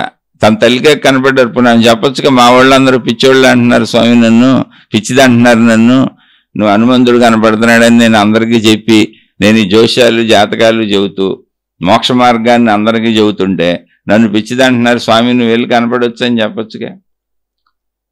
నేను అసలు హనుమంతులు వారిని నేను ఎవరిని తప్పు పట్టట్లా. నేను చక్కగా అందరి దేవుళ్ళనే నమ్ముతాను, నమ్ముతూనే వచ్చాను. కానీ జ్ఞానము అనంత ఆత్మశక్తి యొక్క వ్యక్తీకరణ రూపాలు అవన్నీ అనంత ఆత్మశక్తిలో లయించిపోయినాయి. ఆయా కాలాల్లో, ఆయా సందర్భాల్లో, ఆయా అవసరతలకు వచ్చారు. ఇప్పుడు మనం ఈ కాలంలో పుట్టాం, మళ్ళీ మనం ఇప్పుడు నేను జీవన్ముక్తుడిని అని తెలుసుకున్నాం అనుకో, నేను అనంత ఆత్మశక్తిని, మన జీవనకాలం అయిపోగానే ఆత్మశక్తిలో లయించిపోతాం. అలా ఉన్నతత్వానికి వెళ్ళిన వాళ్ళందరూ దేవుళ్ళు దేవతలుగా ఉన్నారు, కీర్తించబడ్డారు, ఆరాధింపబడ్డారు, ఆరాధింపబడుతున్నారు. కానీ అవన్నీ అనంత ఆత్మశక్తి స్వరూపమే, అనంత ఆత్మశక్తిలో ఉన్నాయి. అది ఆత్మశక్తి. అది మీరు వాళ్ళు చేసిన పనులు అవన్నీ చెబితే అది ఆత్మశక్తి, శక్తి విధానం అర్థమవుతుంది. ఇలా మీ బుర్రలు పాడు చేసుకోవద్దంటున్నా. నేను ఎవరిని కించపరచడానికి చెప్పట్లా. అందరినీ నమ్మండి, అది నడిచొచ్చే మార్గం. ఆధారత కావాలి, ఒక గురువు కావాలి, ఒక మార్గం కావాలి, ఒక మతం కావాలి, ఒక విధానం కావాలి. ఎందుకంటే నర్సరీలో జాయిన్ అవ్వాలిగా. నర్సరీ నుంచి యూకేజీ, ఎల్కేజీ, అక్కడి నుంచి రావాలిగా. ఎల్కేజీ, యూకేజీ 1, 2, 3, 4 తరగతుల్లో అలా పైకి రావాలిగా, చదువు పూర్తి అవ్వాలంటే. అలాగే ఇక్కడ కూడా ఈ మార్గాలన్నీ ఉండాల్సిందే. కానీ పిచ్చెక్కించుకోకండి. నువ్వు సంకల్పించుకుంటే ఏమి దేశ ప్రధాని అవుతావేమో, సంకల్పించుకో. నువ్వు సంకల్పించుకొని, అంటే ప్రశ్న అడిగిన వాళ్ళు రకరకాలుగా అడిగారులే, అందుకని చెబుతున్నా. నువ్వు సంకల్పించుకొని ఒక రిక్షా దొక్కాను కోటీశ్వరుడు అయిపోతాడేమో, రోజు సంకల్పించుకోమనండి. సంకల్పము అంటే ఏంటంటే అది మనిషిలో ఉన్నటువంటి మానవ శరీర నిర్మాణములో అనుకోవటము, అనిపించటం అనే 2 శక్తులు పనిచేస్తాయి. దానివల్లనే మానవుడు బతకగలుగుతాడు, జీవించగలుగుతాడు, ఎక్స్పెక్ట్ చేయగలుగుతాడు, ఊహించగలుగుతాడు. ఒక అడవిలోంచి వెళ్తున్నాం అనుకోండి, సింహం వస్తుందేమో, పులి వస్తుందేమో, ప్రాణాంతకమైనటువంటి నన్ను చంపేసేటువంటి విష జంతువులు ఇక్కడ ఉంటాయి అని అనిపిస్తుంది కాబట్టి జాగ్రత్తగా అలర్ట్గా ఉంటాడు. అలాగే రోడ్డు మీద బండి వేసుకెళ్తాం అనుకోండి, యాక్సిడెంట్ అవుతుందేమో, నేను జాగ్రత్తగా తోలిన ఎదుటోళ్ళు జాగ్రత్తగా తోలరేమో అని అనిపించడం వల్ల జాగ్రత్తగా వెళ్తాడు. అనిపించడం అది ఇంట్యూషన్. అది ఇంట్యూషన్ జాగ్రత్తగా ఉండడానికి పనిచేస్తుంది. అలా ఇంట్యూషన్ అప్పుడప్పుడు అనేక రకాలుగా మామూలు విషయాల్లో కూడా అనిపిస్తుంది. కానీ ఇంట్యూషన్ ఎక్కడి నుంచి వచ్చింది? మనసు అడుగు భాగంలో, అట్టడుగు పొరల్లో, అన్కాన్షియస్ మైండ్లో ఉంది. సబ్ కాన్షియస్ మైండ్ వరకు నీకు ఎరుకులో ఉంటుంది కనుక ఏది జరిగినా నేను అనుకున్నది జరిగిందిలే, నేను అనుకుంటున్నాను అనుకుని దాన్ని తీసుకోవు పెద్దగా. అన్కాన్షియస్ మైండ్లోంచి వచ్చినప్పుడు నేను అనుకోకుండా జరిగింది అనుకుంటావు. కాదు, అది నువ్వు లోపల వేసుకుందే, నీకు తెలియంది ఏది ఉండదు, అది నీకు తెలిసిందే. చాలా సింపుల్. అది అవన్నీ జరుగుతూనే ఉంటాయట. నష్టాలు లాభాలు 2 మనిషి జీవితంలో జరిగేది. అవన్నీ సహజంగా జరుగుతూనే ఉంటాయి. మంచి చెడే ప్రపంచంలో ఉండేది, సుఖ దుఃఖాలే 2 ఉండేది, పగలో రాత్రే 2 ఉండేది, అవును కాదు 2 ఉండేది. ఇట్లా ఏదో ఒకటి జరుగుతూనే ఉంటుంది. అయితే ఆడపిల్ల పుట్టుద్ది, లేకపోతే మగపిల్లడు పుడతాడు. ఈ రెండిట్లో ఒకటే చెబుతారు వాళ్ళు. మగపిల్లడు ఆడపిల్ల చెబుతారు, అంతే, ఎవరైనా అంతే. అందుకని వాటి వెనక పరిగెత్తకు, పిచ్చెక్కించుకో, జ్ఞానం తెలుసుకో. ఇది సంకల్ప శక్తి. అంటే మనలో ఉన్నటువంటి అనిపించటం, అనుకోవటం. ఈ సంకల్ప శక్తి మరి మహాత్ములు కొంతమంది ఇప్పుడు అనంత ఆత్మస్థితిలో సంకల్పం ఉండదని చెప్పాను. ఎందుకని? ఏకత్వం. అది సర్వవ్యాపక ఆకాశం చూడండి, అక్కడ ఏముంది? నిర్మలంగా ఉంది, నిశ్చలంగా ఉంది, ఏకత్వంగా ఉంది. అంతే. ఇది ఎవరికి ఉంటుంది? విభేద భావంలో ఉన్న వాళ్ళకి ఉంటుంది. మరి మహాత్ముల దగ్గర సంకల్ప శక్తి ఏంటి, ఎలా పనిచేస్తుంది? మహాత్ములకి సంకల్ప శక్తి ఉంటుందా అంటే, సంకల్ప శక్తి అనుకోవటము అంటే, నేను ఇప్పుడు ఈ మత ప్రచారం చేయాలి, దేవుడి ప్రచారం చేయాలి, నేను ఇదిగో ఈ ప్రార్థనాలయాలు కట్టాలి, నేను ఇంతమందికి ఇది చెప్పాలి, ఇంతమందికి బోధ చేయాలి, ఇంతమందిని ఉద్ధరించాలి, ఇంతమందికి రంగుబాట్లు వేయాలి, ఇంతమందిని ఒక సమూహంగా తయారు చేయాలి, నా జీవిత కాలం అంతా ఈ దేవుడికో, ఈ మతానికో, ఈ మార్గానికో, ఈ విధానానికో, ఈ ఆచారానికో, సాంప్రదాయానికో అంకితం చేసేసాను, వెళ్ళిపోతున్నాను అన్నవాళ్ళు అందరూ కూడా మనం డబ్బు సంపాదించుకొని కుటుంబ వ్యవస్థలు, వ్యాపారాలు పెట్టుకొని ఎలా సంకల్పాలు చేసామో వాళ్ళు అటువైపు సంకల్పాలు చేసుకున్నారు, అంతే. అంతకు మించేం లేదు. అందుకే వాళ్ళు అందరూ డబ్బులు అడుగుతారు చూడండి. మనం ఇప్పుడు అవి జరగాలంటే డబ్బులు కావాలి. మత ప్రచారం, మార్గ ప్రచారం, ప్రార్థనాలయాలు, కట్టడాలు, వీళ్ళు బతకాలంటే కావాలి. ఎందుకని? వీళ్ళు వృత్తి వ్యాపార ఉద్యోగాలు మానేశారు, డబ్బు సంపాదించుకోవడం మానేశారు. మేము మతానికి, దేవుడికి, మార్గానికి, విధానానికి, పద్ధతికి అంకితం అయిపోయాం అనుకున్నారు. దాన్ని నమ్ముతున్నారు వాళ్ళు. అనేక మందిని నమ్మిస్తున్నారు. ఇళ్ళు నమ్ముతున్నారు, నమ్మిస్తున్నారు. కానీ మరి డబ్బు ఎక్కడి నుంచి వస్తుంది? అది ప్రాక్టికాలిటీ. అందుకని డబ్బుని ప్రజల నుంచి అడుగుతారు. ఇది దైవ మార్గం, డబ్బులు ఇవ్వండి అని. డబ్బులు దేవుడు ఇవ్వట్లే వీళ్ళకి. నిజంగా వీళ్ళు ప్రచారం చేస్తున్నటువంటి దేవుడు అక్కడ ఉంటే, అది నిజమే అయితే, ఆ దేవుడు ఉంటే ముందు దేవుడు డబ్బులే కదా ఇవ్వాలి వీళ్ళకి. దేవుడికి డబ్బులతో పెద్ద విశేషమే ఉంది. మొత్తం సృష్టిని చేయగలిగిన దేవుడికి డబ్బులు అడుగుతున్నారంటే అర్థం ఏంటి? వీళ్ళకి అసలు ఏ దేవుడు కనపడలేదు, వీళ్ళు ఏ దేవుడు లేదు, వీళ్ళు భావించుకొని వెళ్తున్నారు అంతే. ఎక్కడైనా మీకు డబ్బుతో సంబంధము, మీ సేవలో అడుగుతున్నారు, డబ్బు అడుగుతున్నారంటేనే అది కేవలం వాళ్ళ భావన. మనం ఒక వ్యాపారం పెట్టుకున్నట్టుగా, ఒక వృత్తి పెట్టుకున్నట్టు, డాక్టర్ వృత్తి చేస్తున్నట్టు, ఇంజనీర్ వృత్తి చేస్తున్నట్టు వాళ్ళు ఆ వృత్తి పెట్టుకున్నారు. దైవ వృత్తి, ప్రవృత్తి పెట్టుకున్నారు. ఆ దైవ వృత్తిని, ప్రవృత్తిని మీకు చెబుతాం, మాకు డబ్బులు ఇవ్వండి అంటున్నారు. డాక్టర్ డబ్బులు తీసుకుంటాడుగా, ఇంజనీర్ డబ్బులు తీసుకుంటాడుగా.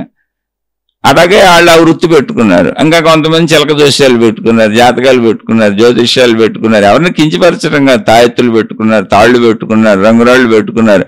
ఇవన్నీ ఎందుకు పెట్టుకున్నారు? మనుషులు తీసుకుంటున్నారు కాబట్టి, డబ్బులు ఇస్తున్నారు కాబట్టి. కానీ జ్ఞానానికి డబ్బుతో సంబంధం ఉండదు. అది నేను చెప్పేది. ఆత్మజ్ఞానానికి డబ్బుతో సంబంధం ఉండదు. ఆధ్యాత్మిక చదువుకి డబ్బుతో సంబంధం ఉండదు. అది నిన్ను నువ్వు తెలుసుకోవడం. అది నిజంగా చెప్పేవాళ్ళు ఎవరో నీ దగ్గర ఏ డబ్బు అడగరు, అసలు డబ్బే అడగరు.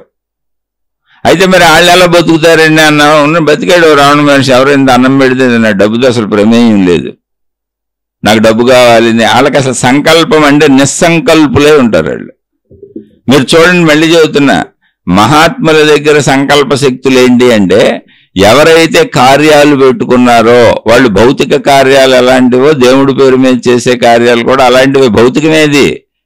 అందుకే దానికి డబ్బు అవసరం కాబట్టి నేను డబ్బులు అడుగుతున్నారు. డాక్టర్ వైద్యం చేసి డబ్బు అడిగాడు, ఒక ఇంజనీరు నీకు ప్లాన్ వేసి ఇచ్చి ఇల్లు కట్టించి డబ్బులు అడిగాడు, ఒక తాపీ మేస్త్రి ఇల్లు కట్టి డబ్బులు అడిగాడు, ఒక వడ్రంగి మేస్త్రి, కార్పెంటరు చెక్క పని చేసి డబ్బులు అడిగాడు. అలా అందరూ డబ్బులు అడుగుతున్నారు నిన్ను, నువ్వే పనికి వాడుకున్నా. అలాగే వీళ్ళు దేవుడిని చెప్పి నీకు దేవుడి గురించి చెప్పి డబ్బులు అడుగుతున్నారు అంతే.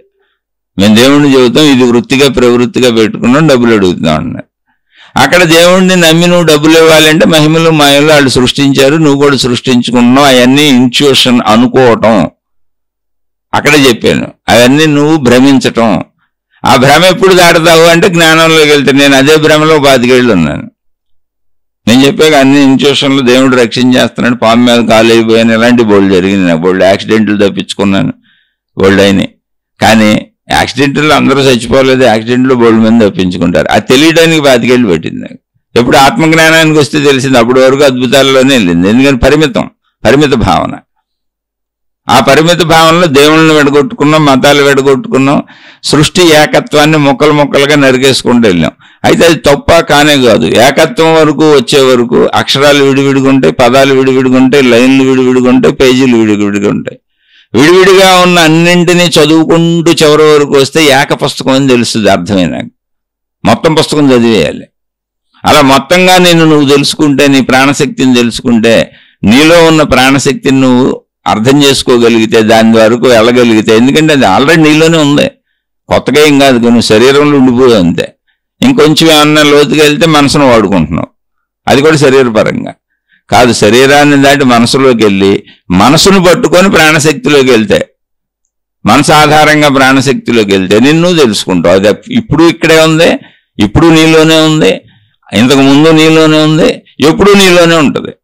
అయితే అది నువ్వు శరీరంతో ఉండగానే తెలుసుకోగలవు. నువ్వు కొత్తగా సాధించేది కాదు. నిన్ను నువ్వు 3 స్థితుల్లో తెలుసుకుంటావు. శరీర స్థితిగా తెలుసుకున్నావు, మనోస్థితిగా తెలుసుకుంటావు, ఆ మనోస్థితి ప్రాణశక్తి స్థితిలో ఉందని తెలుసుకుంటావు, ఆ ప్రాణశక్తి అనంత ఆత్మశక్తి అని తెలుసుకుంటావు.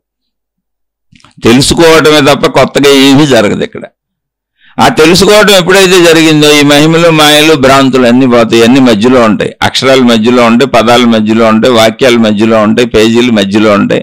మొత్తంగా పుస్తకం అని, మొత్తం పుస్తకం చదివినాక అర్థమైనప్పుడు ఏకత్వ భావన వస్తుంది. ఇది పుస్తక సారాంశం అని, మొత్తం చదివాని అర్థమైందని.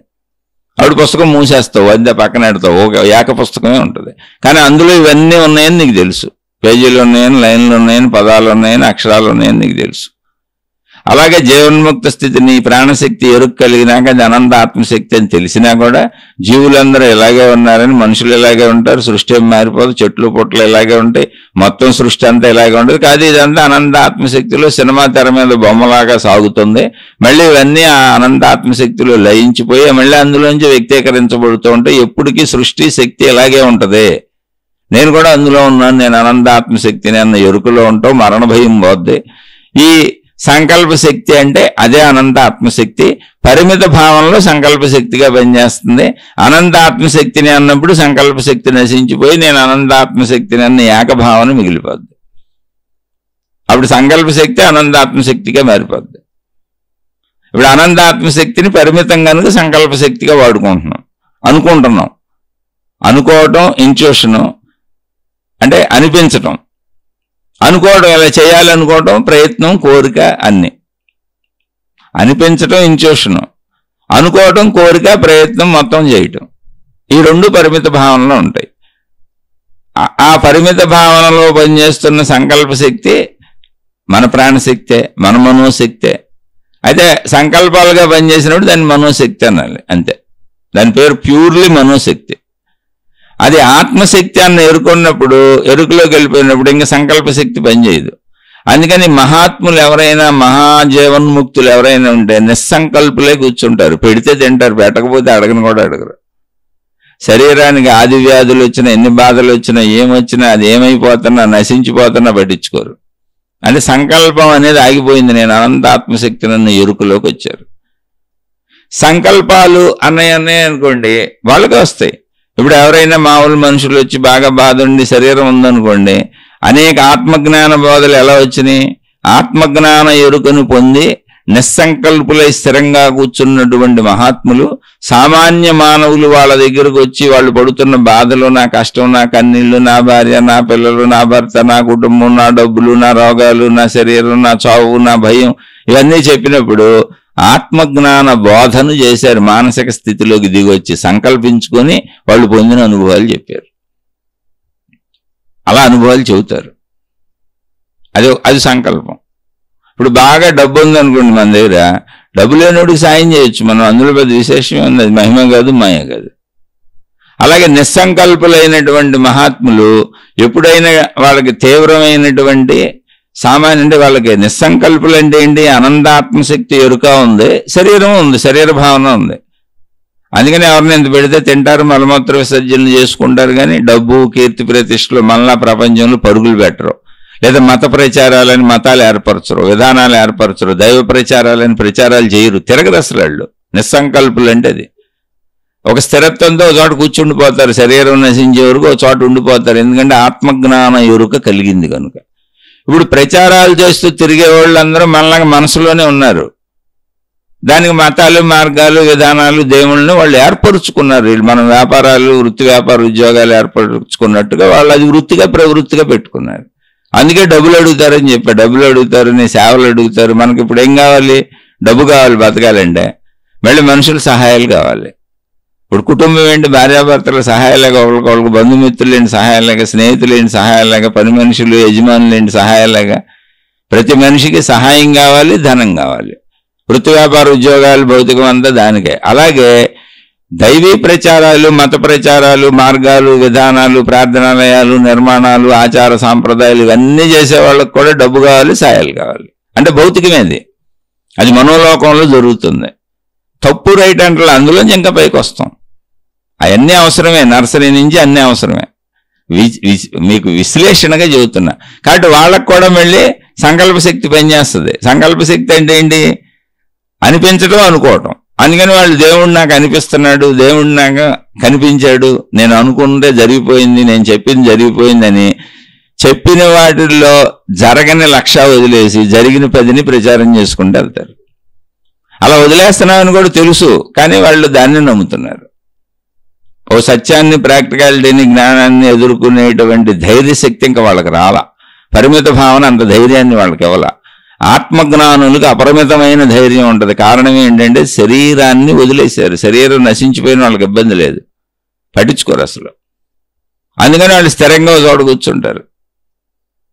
వాళ్ళు ఏమి చేయరు. ఎందుకని నేను అనంత ఆత్మశక్తి నన్ను ఎరుకు వచ్చినాక, ఏకత్వ భావం వచ్చినాక ఏం చేస్తావు చెప్పండి? అసలు ఏం చేయగలవు నువ్వు? ఉన్నదంతా ఒకటే అన్నప్పుడు ఆ ఒక్కదాని మీద ఇప్పుడు ఆ సినిమా తెర మీదే మొత్తం సినిమా ఆడుతుందండి. విలన్ అందులోనే ఉన్నాడు, హీరో అందులోనే ఉంది, హీరోయిన్ మనుషులందరూ అందులోనే ఉన్నారు, యాక్ట్ చేశారు. మంచి లేదు చెడు లేదు, మంచి చెడుని ఒక ఆటగా చూపిస్తున్నారు అంతే తెర మీద. ఇప్పుడు నువ్వేదో ఎంటర్టైన్మెంట్గా సినిమా తెర మీద జరుగుతున్న సినిమా మొత్తాన్ని చూడటమే తప్ప, నువ్వు ఇప్పుడు ఎవరో అక్కడ అన్యాయం చేయబోయి ఒక విలన్ హీరోయిన్ ఎత్తుకెళ్ళిపోయి మానభంగం చేయబోతుంటే, లేదా హీరోయిన్ చంపబోతుంటే, ఎవరికి అన్యాయం చేయబోతుంటే ఇప్పుడు నువ్వు సినిమా హాల్లోంచి లేచి వాళ్ళని రక్షిస్తావా? రక్షించాలనిపిస్తుందా? ఎలా అనిపించదో సరదా చూస్తావు అంతే. నిస్సంకల్పుడుగా చూస్తావు దాన్ని, అలానే ఆనందిస్తుంటావు. నువ్వు ప్రయత్నించి చేయడానికి అక్కడ ఏం లేదు అసలు. అలాగే అనంత ఆత్మశక్తి ఎరుకలోకి వెళ్ళిపోయిన జీవన్ముక్తుడికి ఎలా ఉంటుందంటే తాను చేయటానికి ఏం ఉండదు, అది ఏకత్వం. జనన మరణాలు ప్రక్రియలు వాటంతటా జరిగిపోతుంటాయి. అందుకని సినిమా చూసినట్టు చూస్తూ ఉంటాడు. ఎవరన్నా వచ్చి ఏడ్చినా, నా బాధలు చెప్పినా, కష్టాలు చెప్పినా, ఇది చెప్పినా వాళ్ళకి ఏమీ లేదనే జ్ఞానబోధన వాళ్ళ స్థాయిలో చెబుతాడు. అక్కడ ఏమీ లేదు, ప్రమాదం లేదనే విషయం ఆయనకి తెలుసు. అది పెద్ద విషయం కాదు, అన్నీ తెలుసు ఆయనకి. ఎందుకని సినిమా మొత్తం మనకు తెలుసు, మనం వెళ్ళి ఆ పాత్రలను ఏమీ చేయలేము, తీసేసిన సినిమా అది యాక్షన్ చేశారు అంతే. అలాగే ఇక్కడ అనంతాత్మశక్తిలో జరుగుతున్న కదలికల యాక్షన్ ఇంతే, ఏమీ లేదు. మళ్ళీ అనంతాత్మశక్తిలో లయించిపోద్ది సృష్టి అంతా, మళ్ళీ వస్తానే ఉంటుంది. ఇక్కడ జరిగిపోయే పెద్ద ప్రమాదాలు ఏమీ లేవు, అది పరిమిత భావనలో కలుగుతూ ఉంటాయి. అందుకని వాళ్ళు ఓదార్పు వచనాలు చెబుతారు, ధైర్య వచనాలు చెబుతారు, జ్ఞానబోధలు చేస్తారు. కానీ వాళ్ళు నిశ్చలంగా ఒక చోట ఉంటారు, చెయ్యాలన్న తలంపు ఉండదు. ఒక సినిమా హాల్లో కూర్చొని సినిమాను చూస్తూ ఆనందిస్తూ నేను వెళ్ళి ఇప్పుడు ఎవరినో రక్షించాలి ఆ సినిమాలో అనుకునేవాడు పిచ్చోడు. వాడిని పిచ్చోడు అంటాం. సినిమాలో మనం ఎలా రక్షిస్తాం? తీసేయబడిన సినిమా కదా, అసలు అక్కడ వెలుగు కదా, బొమ్మల్లో కదా, ఏ మనుషులు లేరు కదా, అది తెర మీద పడేది కదా, అదంతా మనకు తెలుసు. అందుకని ఆనందించి వచ్చేస్తాం. అలాగే సృష్టిని ఆనందిస్తాడు జీవన్ముక్తుడు, చూస్తాడు. ఆ బొమ్మల్లాగా అందరూ కదులుతారు, తన దగ్గరికి వస్తారు, తను బోళ్ళు అడుగుతారు, తను బోళ్ళు చెబుతాడు వాళ్ళకి. కానీ సినిమా చూసిన ఆనందం లాగా స్పందిస్తాడు అంతే, మార్పులు చేర్పులు చేయడానికి ఏమి ఉండదు ఇక్కడ. ఒకవేళ కాదు నువ్వు హాయిగా ఉండాలంటే మంచిగా ఉండి మంచి జరుగుద్ది అని చెబుతాడు. అంటే అందులో పెద్ద విశేషం ఏం లేదు, అది పరిమిత భావనలో ఉన్నవాళ్ళకి. అందుకని సంకల్పము అంటే తెలుసుకోండి, సంకల్పం ఎవరికి ఉంటుంది, అసలు సంకల్ప శక్తి ఎవరికి పనిచేస్తుంది అంటే అటు దైవీ మార్గాలలో వెళుతున్న మహాత్ములు మహానుభావులని మీరు భావించుకుంటున్న ఎవరికైనా వాళ్ళు దైవ ప్రచారాలు మత ప్రచారాలు తీవ్ర కదలికల్లో ఉన్న వాళ్ళకే సంకల్ప శక్తి ఉంటుంది. అంటే సంకల్పం పనిచేస్తుంది, శక్తి ఉంటుందని కాదు. ఎలా పనిచేస్తుంది? రెండు రకాలుగా పనిచేస్తుంది, అనిపించటం, అనుకోవటం. అదేం గొప్పతనంగా సామాన్య విషయమే. అలాగే సామాన్య మనుషులు పరిమిత భావనలో నేను ఈ శరీరం అన్న అందరికీ ఉంటుంది సంకల్ప శక్తి. ఎందుకని అందరికంటే భిన్నంగా ఉన్నాం కాబట్టి అనిపించటం అనుకోవటం రెండు ఉంటాయి. ఈ అనిపించటం అనుకోవటం దైవీ మార్గంలో ఉన్న మామూలు మనుషులకు ఉన్న అదంతా మనోలోకమే, మనసు చేస్తుంది. సంకల్పాలు మనసువి, అనిపించడం మనసుదే, అనుకోవటము మనసుదే. ఎందుకని ఆల్రెడీ మనం అనేకం లోపల వేసుకొని ఇలా బ్రతకాలనేటువంటి మనిషి బ్రతకడానికి అవసరమైనటువంటి విధానాలను లోపలేసుకొని గ్రహించినవి లోపలేసుకొని అలా బ్రతకక తప్పనిసరి జీవితం మందే. ప్రయత్నించి సాధించుకోవాలి. ప్రయత్నించి సాధించుకోవాలి కాబట్టి అనిపించటం ఉంటుంది, అనుకోవటం ఉంటుంది. ఎందుకంటే మనకు కావాలి కాబట్టి, పొందాలి కాబట్టి, ప్రయత్నం ఉంది కాబట్టి, అనుభవించాలి కాబట్టి, బతకాలి కాబట్టి. ఇలా అనిపించటం అనుకోవటం అనేది దైవత్వంలో ఉన్న, దేవుళ్ళ దగ్గర ఉన్న, చిలక జోస్యాలు చెబుతున్నా, తాళ్ళు దాయత్తులు ఇస్తున్నా, ఏం చేస్తున్నా, నువ్వు మామూలుగా ఉన్నా, అది ఎక్కడున్నా అది మనసు. అది నువ్వు తయారు చేసుకున్న మనసు. మళ్ళీ అందుకని మళ్ళీ చెప్పా, నీ గురువు నీ దేవుడు నీ మతపు దేవుడే నీకు అల్లోకి వస్తారు, లేదా వాళ్ళతోనే నీకు మహిమలు జరుగుతాయి, వేరే వాళ్ళు రారు. కారణం ఏంటి అంటే నువ్వు తయారు చేసుకున్న మనసు కాబట్టి. నీ ఇంట్యూషన్ నీ ఆధారంగానే నీకు ఇంట్యూషన్ వస్తుంది, అది కూడా సంకల్ప శక్తే. ఏంటంటే నీకు తెలిసిన వాటిలోంచే ఉంటుంది. అంతే తప్ప నీకు ఇతర దేశ ప్రెసిడెంట్లు ఎవరు ఫోన్లు చేయరు, ఇతర దేశ ప్రెసిడెంట్లు ఎవరు నీ ఇంటికి రారు, పెద్ద పెద్ద సెలబ్రిటీలు ఎవరు రారు, నీకు తెలియంది ఎవరు, అసలు నువ్వు ఇంట్యూషన్లోకే రాదు. ఇంట్యూషన్లోకి వచ్చేది కూడా నీకు తెలిసిందే వస్తుంది. నువ్వు తెలివిగా పరిశీలించుకుంటే ఇదే జ్ఞానం. ఈ జ్ఞానం ఈ చదువుకుంటే నువ్వు కొంచెం అలా ఒక్కొక్క అడుగు వేసుకుంటూ ముందుకు వెళ్ళిపోగలుగుతావు. ఎక్కడి వరకు? నేను అనంత ఆత్మశక్తిని అనే ఎరుక వరకు. అలా నేను వెళ్ళను, నేను ఈ మధ్యలోని కూర్చుంటా, నాకు బాగుందంటే ఎవరొద్దన్నారు? మొత్తం ప్రపంచం అంతా మనోలోకంలోనే సాగుతుంది. నేను కూడా మనోలోకంలోనే ఉన్నా, లేకపోతే మీకెందుకు చెబుతాను? నేను అసలు చెప్పాలని నాకెందుకు అనిపిస్తుంది? ఎందుకని? నేను అనంత ఆత్మశక్తిని అన్న అనుభవం నేను పొందలేదు కాబట్టి, నేను ఈ మనోలోకంలోనే ఉన్నాను కాబట్టి నాకు తెలిసిన నా మనోలోకంలో విషయాలు మీకు చెబుతున్నా, మీతో పంచుకుంటున్నా. ఇది కూడా మనోలోకమే. ఎందుకని? అనంత ఆత్మశక్తిని అన్న ఏకత్వ భావన నాకు కలిగిన రోజున ప్రయత్నమే ఉండదు, చెయ్యను, చెప్పను, ప్రశాంతంగా కూర్చుంటాను. మరి కూర్చున్న జీవన్ముక్తులు మహాత్ములు కూడా చెప్పారు కదండి. అంటే వాళ్ళ దగ్గరికి వచ్చి ఎవరైనా అడిగితే చెప్పారు తప్ప ప్రయత్నించి ఇప్పుడు నాలాగా రికార్డ్ చేసేసి ఒక యూట్యూబ్లో పెట్టేసి ఇది ఇప్పుడు అందరూ వినాలనుకొని, ఇది నా స్వప్రయత్నం. మీరు ఎవరు నన్ను అడగలే. అసలు నేను చెబుతుంటే విని బాగుంది అని నమస్కారం బొమ్మలు పెడుతున్నారు, లేదా ఎవరిని పొగుడుతున్నారు. మీరు నన్ను చెప్పమని అడగలేదు. అసలు మీరు చెప్పమని అడగకుండా నేను చెప్పేదంతా నా ప్రయత్నమే, నా మనోలోకం. జీవన్ముక్తులైన రమణ భగవానులు లాంటి మహాత్ములు అలా చక్కగా కూర్చొని ప్రపంచ ఆ ఏకత్వ భావనలో లీనమై కూర్చొని వాళ్ళ సొంత శరీరాన్ని పట్టించుకోవాలి, వాళ్ళ సొంత ఆకలిని పట్టించుకోవాలి. పెడితే తిన్నారు, పిలిచి పెడితే తిన్నారు. అంటే ఏంటి? ఆకలికైనా అలా ఉండటానికి వాళ్ళకి భావన వెళ్ళిపోయింది అనంతత్వానికి. శరీరం శిథిలమైపోయినా పట్టించుకోవట్ల భావం, కానీ శరీరం ఉందని తెలుసు. మలమూత్ర విసర్జన చేస్తున్నారు, పెడితే తింటున్నారు. ప్రయత్నించాలి అనిపించట్లా. ఏకత్వ భావనలో ప్రయత్నించాలని అనిపించదు. మరి వాళ్ళు చెప్పారు కదండి అంటే అడిగితే చెప్పారు. నేను మీకు అడగకుండా చెబుతున్నా. ఇలా అడగకుండా మేమే ప్రచారాలు చేస్తాం, మేమే దేశాన్ని ఉద్ధరిస్తాం, మేమే మతాలతో వెళ్ళిపోతాం, దేవుళ్ళని పట్టుకొని మొత్తం దేశాలను ఉద్ధరించేస్తాం, ఈ మత వ్యాప్తి చేసేస్తాం, ప్రపంచం అంతా ఈ మతమే, ఈ దేవుడే, ఈ గురువే ఉండాలని ఎవరైతే తమ వైపు నుంచి ప్రయత్నిస్తున్నారో వాళ్ళు సామాన్య మానవులే. మనం వృత్తి వ్యాపార ఉద్యోగాల కోసం ప్రయత్నించుకుంటే వాళ్ళు దేవుడి పేరు మీద ప్రయత్నించుకొని వాళ్ళు ధనం మీద అడుగుతున్నారు అందరినీ. మళ్ళీ ఆ దేవుడికి నువ్వు ధనం ఇస్తే నీకు ఎన్ని లాభాలు వస్తాయి, ఆ దేవుడికి ధనం ఇవ్వకపోతే నువ్వు ఎన్ని నష్టాల పాలవుతావు, కష్టాల పాలవుతావు, ఇబ్బందులు పాలవుతావు అని ఇండైరెక్ట్ బెదిరింపులు కూడా ఉన్నాయి. మీరు జాగ్రత్తగా వింటే అందులో మీరు ఇండైరెక్ట్ బెదిరింపులకే ఎక్కువ డబ్బులు ఇచ్చేవాళ్ళు, మళ్ళీ మేము ఇవన్నీ చేస్తామనే వాళ్ళు ఉంటారు. ఎందుకంటే జీవితంలో కష్టాలు వస్తాయిగా, ఆ కష్టాలకు భయపడిపోతూ ఉంటారు. అమ్మో దేవుడికి చేయలేదు కాబట్టి మాకు నష్టాలు వచ్చేస్తున్నాయి, కష్టాలు వచ్చేస్తున్నాయి అనుకుంటారు. అలా ఇండైరెక్ట్ బెదిరింపులతో డబ్బులు పుచ్చుకుంటూ ఉంటారు, సేవలు పుచ్చుకుంటూ ఉంటారు. మీరు వెళ్ళి అన్ని సభల్లో అన్ని మతాల్లో ఈ ప్రవచనాలు ఇచ్చేవాళ్ళు వినేవాళ్ళని చూడండి, అందరికీ డబ్బుతో సంబంధం ఉంటుంది, సేవలతో సంబంధం ఉంటుంది. ఈ రెండు ప్రతి మనిషికి కావాలి. భూమి మీద బతికే అందరికీ డబ్బు కావాలి, పక్క మనిషి నుంచి సహాయం కావాలి, ఏదో ఒక సేవ కావాలి, ఏదో రూపంలో కావాలి. ఎవరు ఇవి కోరుకోరు అంటే అనంత ఆత్మశక్తినన్న ఎరుక పొందిన వాడు అప్రయత్న జీవిగా జీవిస్తాడు. వాళ్ళ దగ్గరికి వచ్చి రోధించి బోరు బోరు నేడుస్తుంటే వాళ్ళకు కూడా దేహస్థితి తెలుసు కనుక, అదే స్థితిలో వాళ్ళు కూడా ఉన్నారు కనుక, ఇంతకు ముందు అదే స్థితిలో జీవించి ఉన్నారు, ఇప్పుడు కూడా ఉన్నారు కనుక, పాపం అజ్ఞానంతో వాళ్ళకి అర్థం అవటం లేదు కనుక వాళ్ళ స్థితికి తగ్గట్టుగా వాళ్ళని ఓదార్చి బోధిస్తారు. ఈ ఆత్మజ్ఞానాన్ని అందించిన వాళ్ళందరూ వాళ్ళే, లేదా ఆత్మజ్ఞానం చదువు అసలు మనకడ తెలుస్తుంది. కానీ వాళ్ళు ప్రయత్నపూర్వకమైన ఏ పనులు చేయరు, దైవ ప్రచారాలు చేయరు, మత ప్రచారాలు చేయరు, జ్ఞాన ప్రచారాలు చేయరు, అప్రయత్నంగా జీవిస్తారు. అది ఊరికనే నా బుద్ధికి ఎరుకలో చెప్పాను, నాకు అర్థమైనని చెప్పాను. ఇది నిజమని మీరు నమ్మక్కర్లా.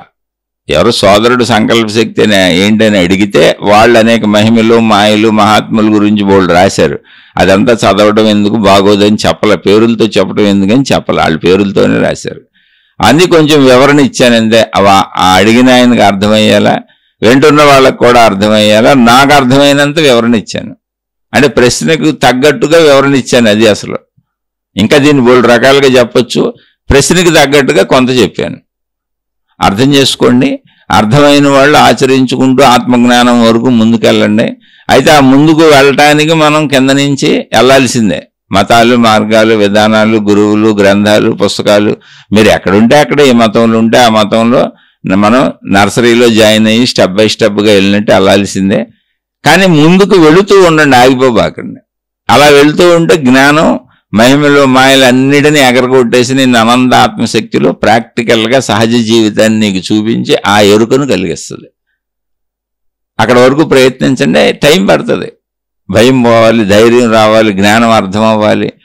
ఆ భయం పోయి ధైర్యం వచ్చి జ్ఞానం అర్థం అవటాన్ని వైరాగ్యము అన్నారు. వైరాగ్యం అంటే వదిలి పారిపోవటం కాదు, జ్ఞానం రావటం చేత విషయాసక్తి యొక్క బలం తగ్గింది. అది వైరాగ్యం అంటే. అది అంతే తప్ప అక్కర్లేదని కాదు. అన్నం అళ్ళు తింటారు, బట్టలు అళ్ళు కట్టుకుంటారు, అన్ని పనులు అళ్ళు చేస్తారు. కానీ వైరాగ్యం అంటే ఇది లేకపోతే నాకు దుఃఖం వస్తుంది అన్నది ఉండదు వాళ్ళకి. వైరాగ్యం అంటే అది జ్ఞానం అర్థం అవ్వటం వలన విషయం పట్ల కలిగిన అవగాహన వైరాగ్యం. విషయాలను వదిలేయటం, వదిలేసి పారిపోవటం కానే కాదు. విషయాలను పట్టుకొని వేలాడకుండా ఉండటం. విషయం లేకపోతే నేనేదో అయిపోతాను, నాకేదో అయిపోద్ది అనేటువంటి భావన లేకపోవడం వైరాగ్యం. అంటే సంకల్ప శక్తులు ఎక్కువ వాడరు. వైరాగ్య భావన అంటే అది అనిపించటం, అనుకోవటం తగ్గుద్ది. సహజ జీవితం జీవిస్తారు. వాళ్ళకి తినాలి తింటారు, పడుకోవాలి పడుకుంటారు, మలమూత్ర విసర్జన చేయాలి చేస్తారు.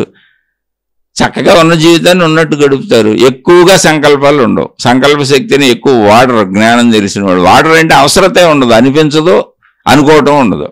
ఇలా జరగాలని ఎక్కువగా అనుకోరు, ఇలా జరుగుతుందని ఎక్కువగా అనిపించదు. కదలికలు తగ్గుతాయి జ్ఞానంలో. జ్ఞాన స్థిరత అంటే స్థితప్రజ్ఞుడు, స్థితప్రజ్ఞురాలు అంటారు వాళ్ళని. స్థిరత్వంగా ఉంటారు. ట్రై చేసి చూడండి, అర్థం చేసుకోవడానికి ప్రయత్నించండి. అర్థమైతే హాయిగా ఆనందించి చక్కగా ముందుకు వెళ్ళే ప్రయత్నం చేయండి. ఏది ఎన్ని విన్నా తప్పు చేయకుండా జీవించటం, పొరపాటు చేయకుండా జీవించటం, ఒకవేళ మనలో చెడులు, తప్పులు, పొరపాట్లు ఉంటే సరి చేసుకోవటం, మంచిగా జీవించే ప్రయత్నం చేయటమే సాధనల యొక్క నిజమైన లక్షణం.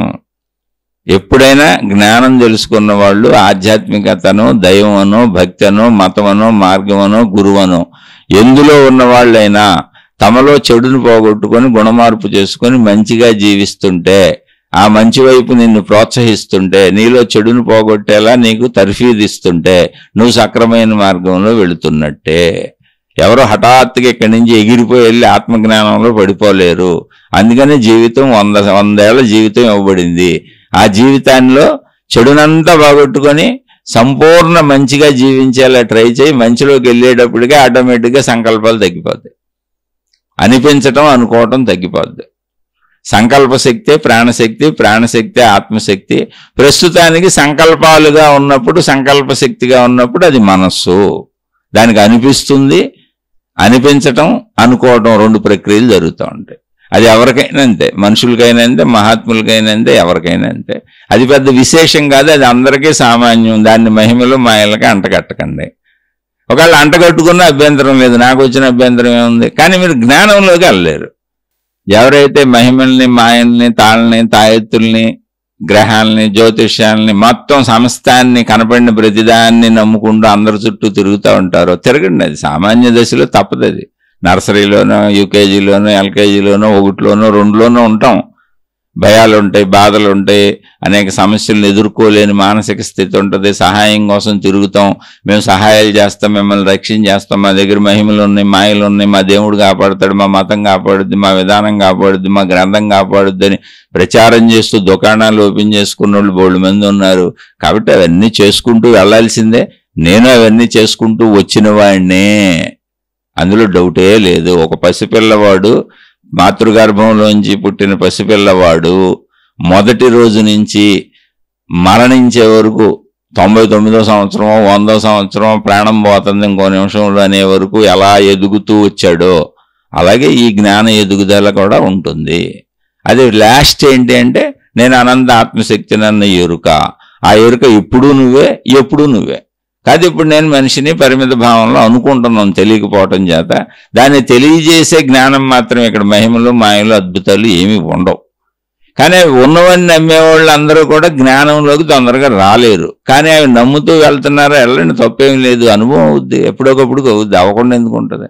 మరి జ్ఞానంలోకి వచ్చి చెప్పారుగా మహాత్ములు, వాళ్ళందరూ ఇవన్నీ దాటుకుంటూ వచ్చి ఉంటారు, ఖచ్చితంగా వచ్చి ఉంటారు. కాబట్టి మనం కూడా ఆ స్థితులను దాటుకుంటూ వెళదాం, కొంచెం అర్థం చేసుకుంటూ వెళదాం. మోసం చేయకండి, మోసపోకండి. మంచిగా బతకడాన్ని మించిన సాధనే లేదు. మీకు ప్రకృతే సర్వం సమకూరుస్తుంది. ఇప్పుడు మన శరీరానికి కూడా అన్ని సమకూరుస్తుంది ప్రకృతే. అలాగే జ్ఞానాన్ని ఇచ్చింది కూడా ప్రకృతే. మంచిగా బతికి మోసం చేయకుండా, మోసపోకుండా మంచిగా బతికే ప్రయత్నం చేసే మనకి జ్ఞానాన్ని అందించేది కూడా ప్రకృతే, తప్పకుండా అందిస్తుంది. సృష్టిలో ఉందా ఏర్పాటు? ఎందుకని ఆ ప్రకృతి శక్తి విశ్వశక్తి మనమే కనుక, అది మనలోనే ఉంది కనుక, మనం దానికి భిన్నం కాదు కనుక, అది మనకు భిన్నం కాదు కనుక. ఆ విషయం ప్రస్తుతానికి మనకు తెలియదు, జ్ఞానం తెలుసుకుంటూ తెలుస్తుంది. శుభమస్తు. మీకు మీ కుటుంబ సభ్యులకు మేలు చేకూరుగాక. మరొక కొత్త శీర్షికతో కలుసుకుందాం.